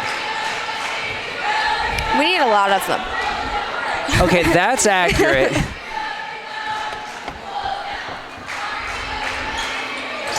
And gets the bounce on it. Bouncing. Brings it down to just a 16-point lead for North Judson. We're seeing a new face in for the Comets. Micah Colvin is coming in for the game.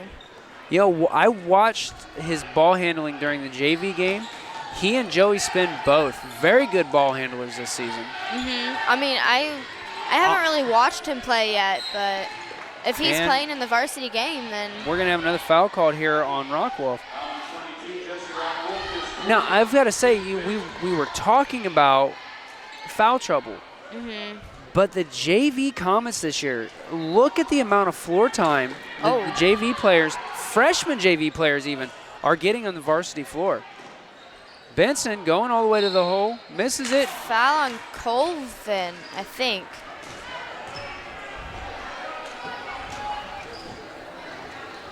Yeah, foul on Micah Colvin, wearing number 5.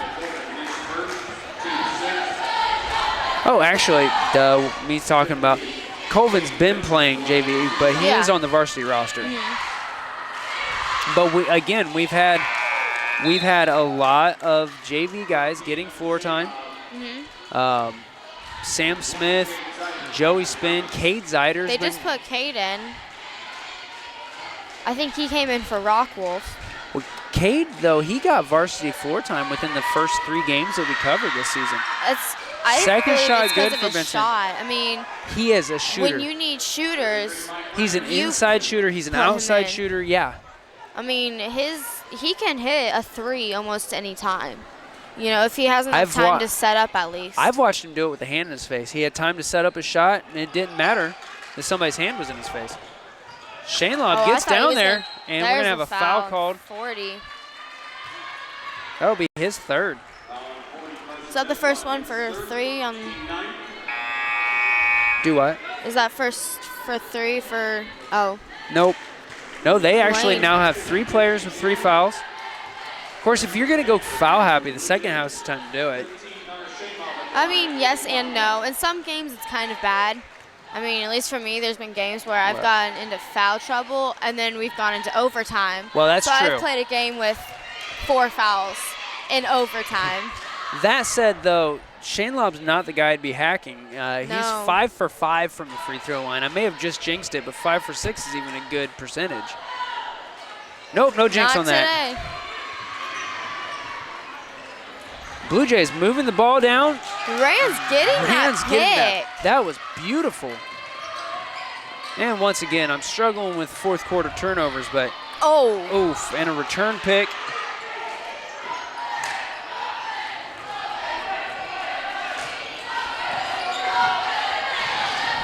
I think Joey just took 1 too many dribbles there. Travel, another one. Blue Jays crowd not happy about that call. I thought that was a foul on Joey. You know, I would say my opinion, but there's so many things that have happened in this game. I don't really know. Once again, I'm glad I'm not wearing the zebra shirt tonight. Ball into Klein, back to Rands in a nice bounce back pass. Oh. Dish it down to Shane Loud for 2. That was one of those passes you just didn't even see it coming. It's like, well, he's out of bounds. Nope, that's in for 2. Caston 34, North Judson 48. 5.5 minutes left. How many steps are they? That was a travel, Aubrey. Well, that was a lot of things. Shane Loud with power dribble and in for 2. And we're going to have a timeout called. I imagine Coach Evans wants to talk some strategy, and we're going to let him when we step away for this word on RTC TV4. At Co-Alliance Propane, we treat our customers like neighbors because, well, that's what we are. When you trust Co-Alliance Propane as your seriously local propane provider, you're trusting a team of professionals who live, work, and watch the game from right across the county, not the country. A team that's close by and seriously dedicated to your safety and providing the best service possible. Find out more about Co-Alliance Propane's seriously local service and how you can get 50 gallons of propane free at coalliancepropane.com. Welcome back, ladies and gentlemen. 5:26 left. Comets have cut the North Judson lead to half in this half of the ball game. Aubrey, you were just saying off air, the Comets could still be in this, and that's why you don't discount anybody. A minute and a half ago, you said, hey, there's still 7 minutes to play. I mean, that's a long time. Anything can happen, and we've seen. I mean, Judson just let down their guard a little bit, and we took it for the run. There's the 3. In and out. Let's see if we can get the rebound. Almost a Comets rebound.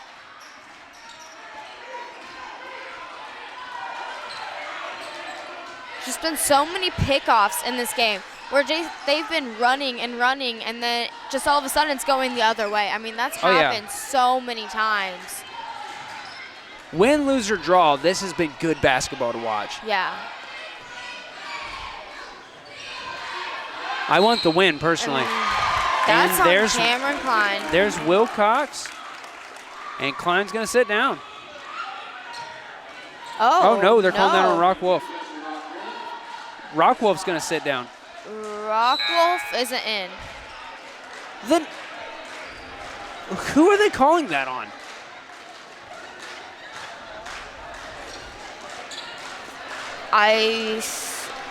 Rands. They called it on Rands. I saw it on Cameron Klein, honestly. You said Klein, they said Rock Wolf.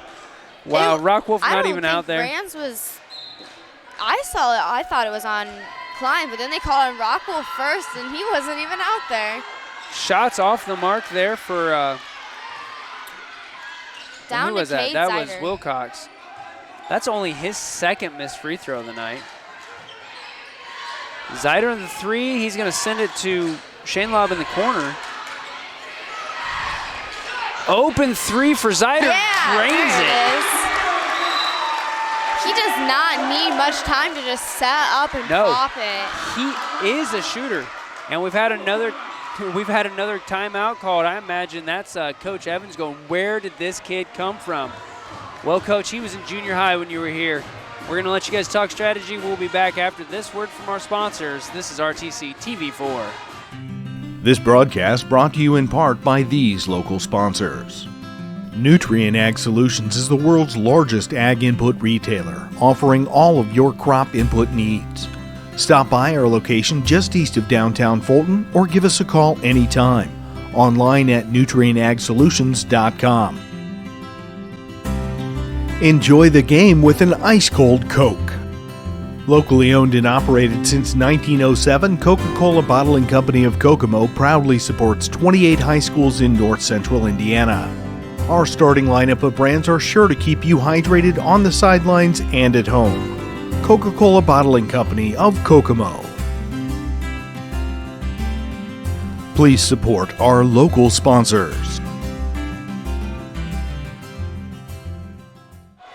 Welcome back, ladies and gentlemen. North Judson taking it into their court. 4:13 left in the game. We are down to an 11-point game here tonight. It's definitely been a very exciting game so far. I mean, Oh, yeah. Honestly, this is exciting basketball. North Judson could catch fire and run away with it again. Oh, there's a charge there. Wow, charge called on Chucky Wilcox. That'll be his 3rd foul. I kind of wonder because, I mean, he did push into him. He dropped his shoulder and he went. We've had a couple of those fly tonight, I didn't know if they would call that or not. I figured that was going to be a foul called on the Comets. I'm surprised they didn't call that a foul for us. I'm surprised Coach Evans hasn't started matching Coach Davis's shirt yet. And we saw that a lot when he was the Comets coach. I don't mean to at somebody on television, but I guess I just did. Shane Love in the right corner. Double teamed. He's going to send it down to Rands at the post. Right there. And we're going to send it out to Cade Zeidert for another 3. Oh, that one's off. A little hard on that. Oh, that's a foul on Rands. Yeah, that'll be Rands' 4th. Yeah, that was definitely an over and back. But, I mean, he was going hard. He was going to the ball.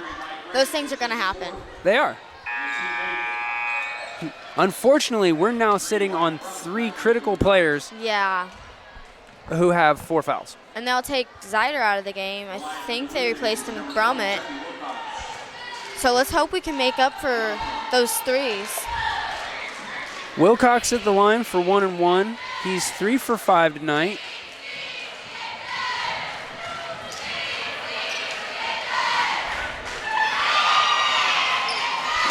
Drains that one.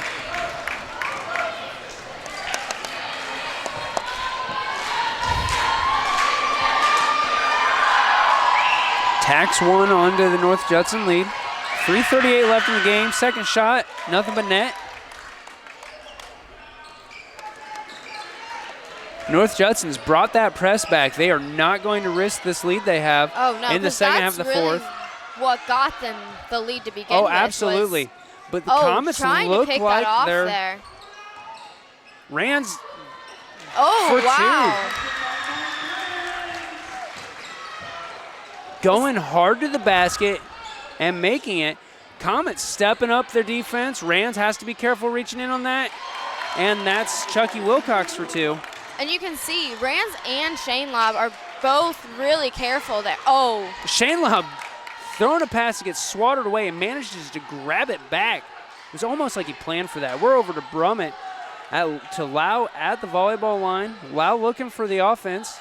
So he's going to send it over to Brummett at the 3-point line. Brummett to Klein.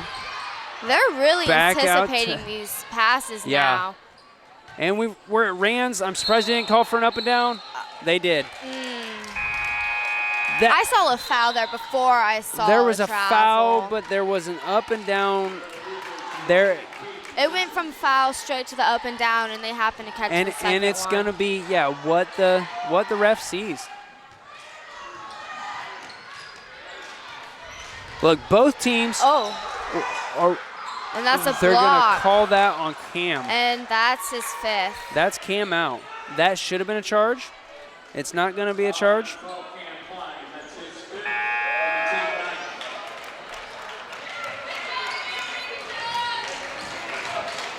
I wonder who they'll put in for Cam. Because, I mean, he's been a major sub for looks like Cade.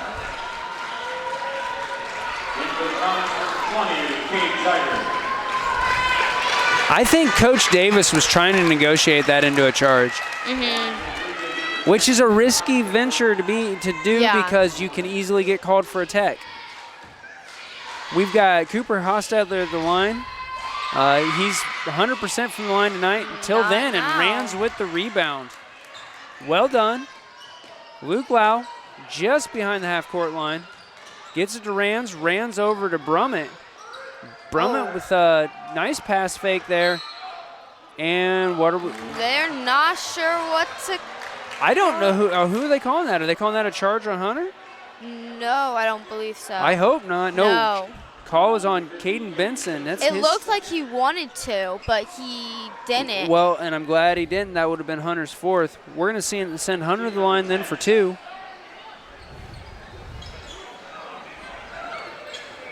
Well, are we? Yeah, we've got to be in double bonus. The double bonus light's not lit up, but I'm looking at 10 fouls on the board, and it's got to be.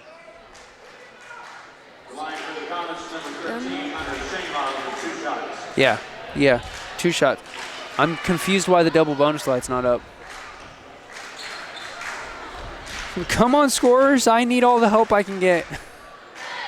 Yes. Shots up. And it's good. Shane Love so far maintaining 100% from the free throw line. If he can put in this next one, I mean, we still have 2 minutes left. I mean, a lot can happen. 2 minutes. It's a 12-point game. Unfortunately, after that last timeout, the Blue Jays have been answering every shot we make. Shane Love, 8 for 8 tonight from the line. He's certainly doing his part. Yes. I mean, he's definitely stepped up when it comes to the free throw part of it. I mean, he's done good on the rest of the court, but that's helped us so much. Right. Oh, absolutely. Our percentage there hasn't. Oh, we were 25%. There going we in. go. Rands into the ref official. Getting in the way there. Back to Rands. Oh. And we got a loose ball. Are they calling timeout? We've got a timeout called. Well. Good grief. That's a full timeout. We'll step away for this word from our sponsors. Stay tuned. We've got about 2 minutes left. This is RTC TV4. I don't think of this as a high school weight room. It's more like a high school classroom. I'm learning how to manage my time here. I'm learning that it's important to have goals and that it takes persistence and commitment to reach them. And I'm learning that the best way to lead is by example. Indiana High School Sports. They're more than just a game. Come and see me play. Welcome back, ladies and gentlemen. We're almost done with this full timeout here. I believe North Judson's going to leave with the ball. That was such a scramble there right before the timeout. Oh, yeah. I really feel like we're getting ready to tie up into a jump ball. That was a well-spent timeout by Coach Evans. Yeah. I just wish we could have seen what Brands would have done with the ball if he wouldn't have gotten mixed up with the ref. Absolutely. I mean, we could have had 2 more points on the board, or, I mean, even wasting more time just to keep it close. Of course, that ref, I think, probably walking around with a cracked rib, but he took a shoulder. Surprised he didn't call a block on Rams. Full court press for the Comets. We're going to make it hard for him. Oh. Gets it down to Wilcox. Oh. Clean block by Hunter Shane Love. Oh, from the back, too. I mean, and that's a risky block. It was all ball. Yeah. Not in his house. That could have easily been his 5th foul. 4th. 4th. Yeah, Shane Love sitting okay for fouls with 1:40 unless we go into overtime. We've got a couple of Comets who are risking it. Honestly, the best play for the Blue Jays right now. Pick it up. And oh. Nice turnover forced by the Comets there. Oh. And it's going to be out of bounds off the Blue Jays. There's Coach Evans getting angry. Not happy. Not happy at all. We've got Zyder coming in. He's yelling at the ref. Again, dangerous thing to do. Wow. Yelling at the ref. That's how you pick up a tech. Oh, there's a 3. It's short. Zyder, though, once again, he's a shooter. Yeah, if he thinks he's got a shot, he's going to take it, and he drops enough of them. It's not like when I say, I've got a shot, I'm going to take it, and I bean it off the backboard and break somebody's hand. You're going to have a foul called on Lau there. I mean, just as long as Zyder can miss but still have the confidence to shoot again. I mean, that's the problem we've seen a lot is they shoot and they miss so many times that they just again, I'm not trying to at somebody, but we saw that second half of the season with Bree Hubenthal. She, last year, freshman year, awesome shooter, awesome confidence. The first one there for Trey Hampton dropped. This season, she took her shots. She had, and they weren't air balls. They weren't hard off the backboard. They just didn't fall. And she started getting frustrated and dropping her head. First miss of the night there from the free throw line for Hampton. Less than a minute left. Let's see what we can do here. I mean, there's so much that could happen. Rand's going to draw the foul there. Foul. Foul there on number 50, Caden Benson. That'll be his 3rd.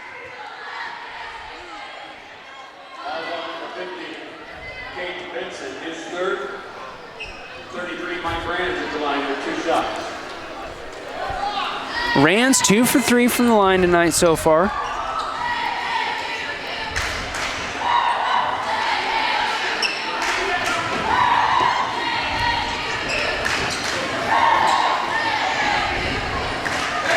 If I'm being honest here, Aubrey, Coach Evans a little outside of the coach's box. Oh. Only know that because I helped our athletic director put those down yesterday. We again, we're hosting the girls regional tomorrow. Refs will be very observant of those coaches' boxes tomorrow. A little hard on that first shot for Rands. You know, you were saying earlier in the game that usually we've seen his face as red as Dave says, sure. I mean, I'm thinking by the end of this game, it's going to be pretty close. It might be. He was rather frustrated with the ref in the last series here at the Comets Court. But, I mean, we saw plenty of that when he was coaching here, too. Second shot good for Rands. Rockwolf back in. Taking Rands out. We have 51 seconds left. It might be, though, to save him. He's sitting on 4 fouls. But it's an 11-point game, though.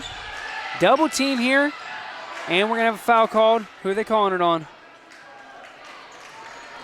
Rands queuing up to go back in. Foul is on number 3, Wyatt Brummett. His first. Team 10th.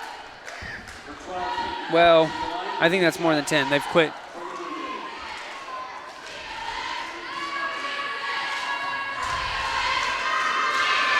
Shots up and good there for Peyton Cox. We have Zyder back in for Rockwolf.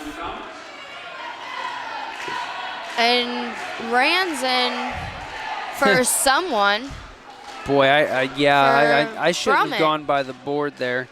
That's 12-17. That's the Comets' 21st foul of the game. Rands with the rebound. Lau across the line. Blue Jays not doing the full court press there. We're back down to Shane Lobb in the paint. He's going to go up for 2. I'm surprised they didn't call a travel. He had a stutter set before he went up there. But the ref there wasn't in a position to see that. Caden Benson just picked up his 4th foul.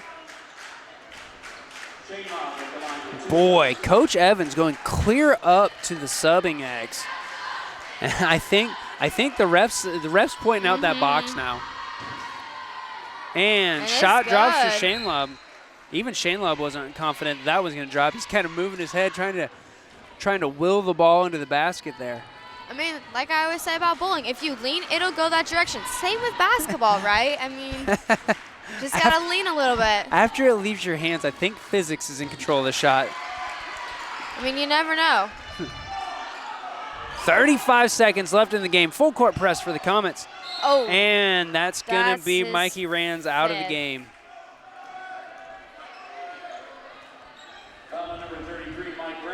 I'm going to say, though, 30 seconds left. I don't think that they had an opportunity for 10 points.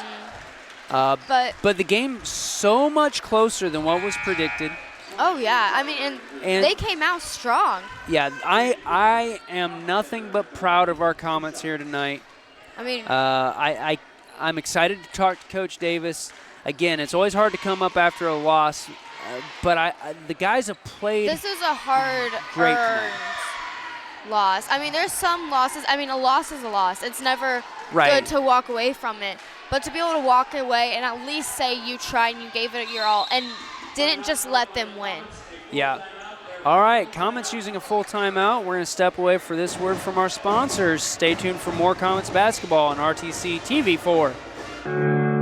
Want to know what I like best about playing basketball for my high school? I like it because it's a place where my friends get to see me play. I like it because I'm playing for someone besides myself. I'm playing for everybody in my school and every person in my community.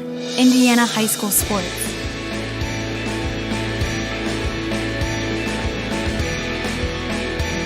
They're more than just a game. Come and see me play. Welcome back, ladies and gentlemen. We have players starting to get out on the floor. 32.1 seconds left in this 10-point ball game. Mike Rands just fouling out before the break. We had one shot up for, I believe that was, I was going to say Peyton Cox. It's Cooper Hostetler at the line. He missed that first free throw, and Coach Davis maybe taking that time out to ice him a little bit. Hostetler's second half percentage from the free throw line has not been as good as his first. In fact, the Blue Jays percentage this half nowhere near as good. We'll have numbers while we wait for Coach Davis to come up and join us after the game. Luke Lau really speeding it up, getting it across the line there. I mean, 22 seconds left. Cade Zeidert about tripping and getting a travel. He manages to pass it off to Joey Spin. Oh. And passing it right back in. That was a nice save, and we're going to have a foul called here, I believe, on Joey. I think Coach Davis is trying to tell him to slow it down, though. I mean, I've just been watching him, and he's, had it out there that maybe slow it down a little bit. But again, under 10 seconds left. We've got an 11-point game. There's no sense in sending them to the line. The entire game has been fast. It's hard to have a fast game and then suddenly just out of nowhere tell your kids just slow down, just let it go. I mean, but it's like you said, you don't want to accept a loss. Yeah. But by the same token, you're not going to probably score more than 1 point a second. Second shot goes down. 8.4 left. Luke Lau into the Comets court. Sends it to Brumman, who's going to put it out to the corner to Spin. Spin got stuffed, and that's the ball game. Buzzer. Well, ladies and gentlemen, thank you for joining us tonight. I'm sure you enjoyed the game as much as we did. Unfortunately, Caston falling to North Judson, 46-58. We're going to step away for a few words from our sponsors. I'm going to crunch some numbers, have some post-game stats, and we'll talk about that while we wait for Coach Davis to come up and join us for the post-game coaches breakdown. You're watching Comets basketball on RTC TV 4. Unofficial scoring for tonight's varsity game for North Judson. This broadcast brought to you in part by these local sponsors. Nutrien Ag Solutions is the world's largest ag input retailer, offering all of your crop input needs. Stop by our location just east of downtown Fulton or give us a call anytime. Online at nutrienagsolutions.com. Enjoy the game with an ice-cold Coke. Locally owned and operated since 1907, Coca-Cola Bottling Company of Kokomo proudly supports 28 high schools in north central Indiana. Our starting lineup of brands are sure to keep you hydrated on the sidelines and at home. Coca-Cola Bottling Company of Kokomo. Please support our local sponsors. Summit Contractor Supply is the area's leading supplier of tools, parts, products, and services to commercial and industrial contractors throughout northern Indiana and southern Michigan. Offering Milwaukee Electric Tools, DeWalt Power Tools, Metabo Power Tools, and more, Summit has the blades, bits, fasteners, and anchors to get the job done right. Summit is also a factory-authorized service and repair center. Contact Summit for all of your contractor supply needs. This is old you. And this is now you.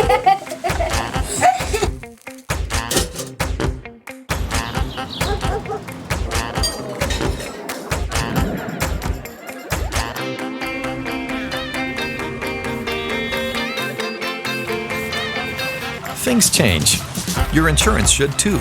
Talk to an Indiana Farm Bureau insurance agent, and now you can stop knocking on wood. At Co-Alliance, we understand the importance of community. After all, we've been farmer-owned since the 1920s.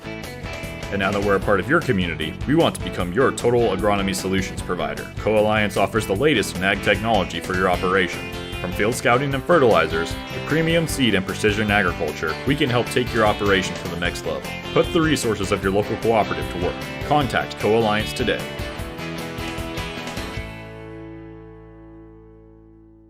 This broadcast is brought to you in part by these local sponsors.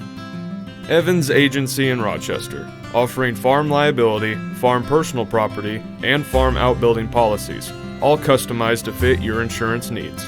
Let Judy help you protect all of your possessions. online at evansagencyrochester.com. First Federal Savings Bank is your local mortgage lender with 6 locations throughout north central Indiana. Trust the professionals at First Federal Savings Bank online at firstfederalbanking.com. Please support the local businesses that help us bring you this production.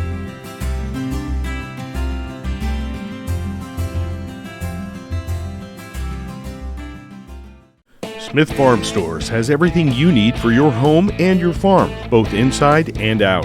We are your local Steel, Skag, and Simplicity dealer, offering a full-service center with a certified technician on site. Smith Farm Stores offers a wide variety of household appliances, including top-brand refrigerators, washing machines, and dryers. We are also a full-service paint center, offering on-site color matching and more. Stop by today or check us out online. Smith Farm Stores, everything you need and more. First Federal Savings Bank has provided mortgage loans for over 50 years. We're now offering commercial loans to support our local businesses. We offer business loans for real estate, equipment, lines of credit, and investments. We also offer simply free business checking for all your banking needs. Contact Lindy Breeden, our business lending expert, to take the worry out of your business banking. And remember, we don't want to be the biggest bank, just the best bank. This broadcast is brought to you in part by these local sponsors. The lawyers and staff at Peterson, Wagoner & Perkins LLP are here to provide the highest quality legal and professional service to their clients presently and for the future. See a full list of services online at peterson-wagoner.com. Woodlawn Hospital, offering state-of-the-art care for Fulton County for over 100 years. Woodlawn Hospital is the area's healthcare leader. Comprehensive care from head to toe. Online at woodlawnhospital.com. Please support the local businesses that help us bring you this production.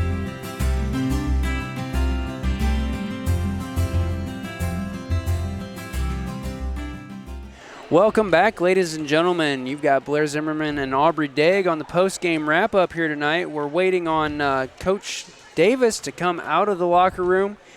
Again, I think on a win, he might have already been back up here with us. But, yeah, anyway, so Aubrey, second half, a completely different ball game than the first half. Final stats, the Comets ended up 2 for 10 from three-point territory. We only took 6 attempts in the second half and only made 1 of those, so we kind of gave up on that. We were able to start penetrating and getting in. Ended up 13 for 24 from two-point territory, so shooting just over 50% when we went to the locker room at 3 for 11. And then from the free throw line, we went into the locker room at 25%, 1 for 4. Came out, second half, we were 14 for 19. So of our 5 missed free throws in the whole game, only 2 of them were in the second half. Now, 22 fouls in that game. That's all together or all for together. one individual team? Okay. Well, no. That was for the Comets. 22 fouls for the Comets. Wow. Yeah. Wow. North Judson, though, okay? Again, final score 58-46. North Judson ended up 3 for 17 three-pointers. They went into the locker room at 2 for 12. Shot 13. No, that's a 15. I can't read my own writing. 15 for 20 from two-point territory. They went into the locker room at 7 for 9. So really picked up the defense in the second half, forced some bad shots, and really changed we didn't change the outcome of the game, unfortunately, but we changed the look of the game. Yeah. I mean, we were down by quite a bit there. I mean, and we just came out. I keep forgetting to record the first half score, although I could do the math. Anyway, free throws. Went into the locker room. North Judson was also 7 for 9 from the free throw line. Into the game, 19 for 27. So 8 missed. No, can't math. Yes, I can math. 8 missed free throws there after only 2 in the first half. North Judson ending with, keeping in mind they only sent us to the line twice in the first half. I think they had 4 fouls total in the first half. No. They had, I wrote that down. They had 7 fouls total in the first half. Ended with 20 fouls for the Blue Jays. 42 fouls in this game. Turnovers. First half, North Judson forced so many turnovers on that press.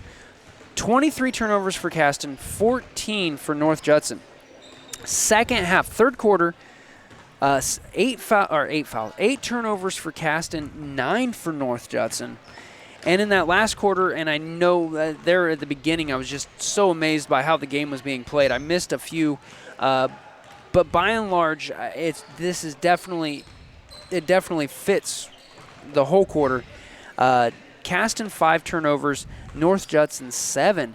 So North Judson not leading turnovers so much that it evened out the whole game, but definitely led in turnovers that second half, and it just really shows how differently both teams played. Yeah. And I think, once again, it was the quality of the gameplay of the Comets coming out, but more importantly, it was shot percentages in the second half. And I said when we went to the half that I'm sure that what Coach Davis talked about during halftime was shot percentage and fouls. And we definitely saw where the Comets got both of those things under control in the second half. And unfortunately couldn't walk away with a victory, but did end up bringing it to a 12-point game where it was a 24 or 26-point game at the worst. So final score tonight, again, North Judson Blue Jays 58, Caston Comets 46. And John Harrell Stats had that predicted at a 60-47 game. So John Harrell really close on the spread. They had predicted a 13-point spread. It ended with a 12-point spread. But well played for the Comets here tonight. And I see Coach Davis coming up the bleachers. He's got stat books. I think he's ready to talk tonight. So, Aubrey, we'll talk to you here when you get back and close it out.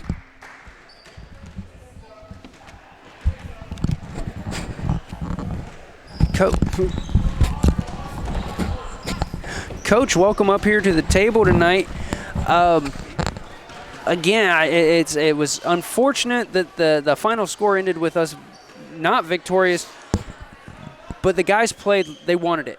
Aubrey and I have talked the whole game, both hours that we were on, how impressed we were with the effort out there tonight. What was your take on what we had happen? I thought North Judson was really well prepared, and they came out in the first half and sped us up, and we didn't do a very good job of adjusting. I thought that we kind of let the pressure get on us, and we were on our heels. In the second half, I was really proud of the way the guys came out. They played more aggressive. They showed that they're capable of handling that pressure and playing under control. And we've talked about this a lot. There's no secrets. I mean, when we play under control, we can be pretty efficient offensively. But when we let teams speed us up and we start hurrying when we get sped up and we're not under control and we're playing on our heels, that obviously leads to some negative consequences for us. Oh, absolutely. And now I'm going to guess. Aubrey and I have talked about this, so just kind of let me know. Halftime, I imagine you talked shot percentages and fouls on top of keeping control of the ball. How close was I on that?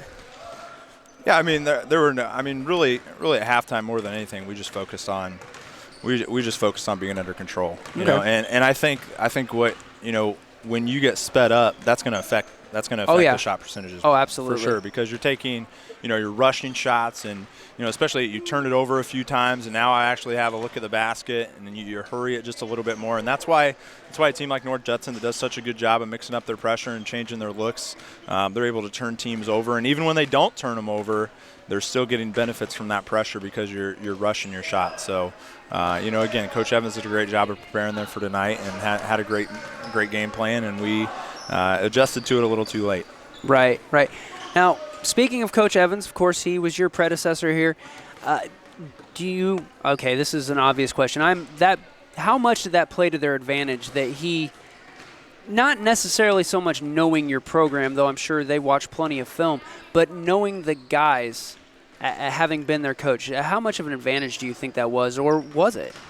Oh, I think, anytime you know a group of kids and, you've spent, especially our juniors and seniors, you've spent a couple seasons with them and you've seen them play a lot of basketball, whether it's when they were in junior high or when he had them on the JV or varsity. Obviously he's going to have a pretty good feel for what each player can do. But I think that, just the preparation that he put into the game prior to, during this season probably had as much of a role as anything. All right, well, I appreciate you coming up, Coach. I see our next coverage that we have for you guys is here at home against LaVille next Friday. I don't know how much you've looked ahead at that. Any kind of preview for us on that? Well, we have a couple games before then, but, just what you can tell about LaVille from the get-go is, they're one of the best teams in 2A, hands down, and they're one of the best coach teams in the state. When you have, Coach Michael Edison as the head coach, and then, his dad, Coach Edison, Jack Edison, who's won some state titles and is a Hall of Fame coach. Obviously, you're getting a very well-coached team, and Coach Edison has done an unbelievable job turning that LaVille program around. It's probably gotten to the point where people forget what it was like, 10, 15 years ago, and they just do such a good job of doing the little things well, and they're going to come in as well prepared as any team we've played all year. Okay. Well, Coach, good luck on the road when we're not covering you. Look forward to watching you guys play next Friday. Once again, just inspired by what you're bringing out of these guys here. Inspired by seeing the Comets on the floor, playing hard all the way through, and look forward to seeing what you can do. Thank you. Appreciate it. Appreciate you, Coach. Well, ladies and gentlemen, that is going to wrap up tonight's broadcast. Once again, you can join us on rtc4.com tomorrow to watch the ladies Class 1A Caston Regional. I know Pioneer's playing. We've got some ladies out here doing their warm-ups and some shooting drills, which is why we've gone up to the home of the Comets on the wall instead of our traditional logo on the floor. No fair sneak peeking, and I definitely don't need a varsity girls basketball coach coming up here and biting my head off and chewing on it. So anyway, join us here. Join RTC4 tomorrow for girls regional coverage. I wish we were bringing it to you. I'm trusting though that our Pioneer team's going to do a great job getting that covered, and I'm sure that the Lady Panthers are going to bring a lot of heart to the floor, and I know once again I'm excited to watch Marquette play. It's always I am too. It's nice to see the state champs doing what they do. So especially on our home court. I mean, if you want to see next level basketball, definitely come out and watch the regionals. I mean, it's just crazy the difference between sectionals and regionals. Absolutely. These bleachers are going to be packed tomorrow. So feel free to come on out if you're within driving distance right here on Highway 25, just south of Fulton, Indiana. Come on down. Concession stand will be open. Keep your belly full, and floor is going to be busy, keeping you full of basketball. So until next Friday for Comets home coverage, or until tomorrow for regional coverage, I'm Blair Zimmerman. I've had Aubrey Daig on the other headset tonight, and Gavin Hickle swinging that camera around like a pro.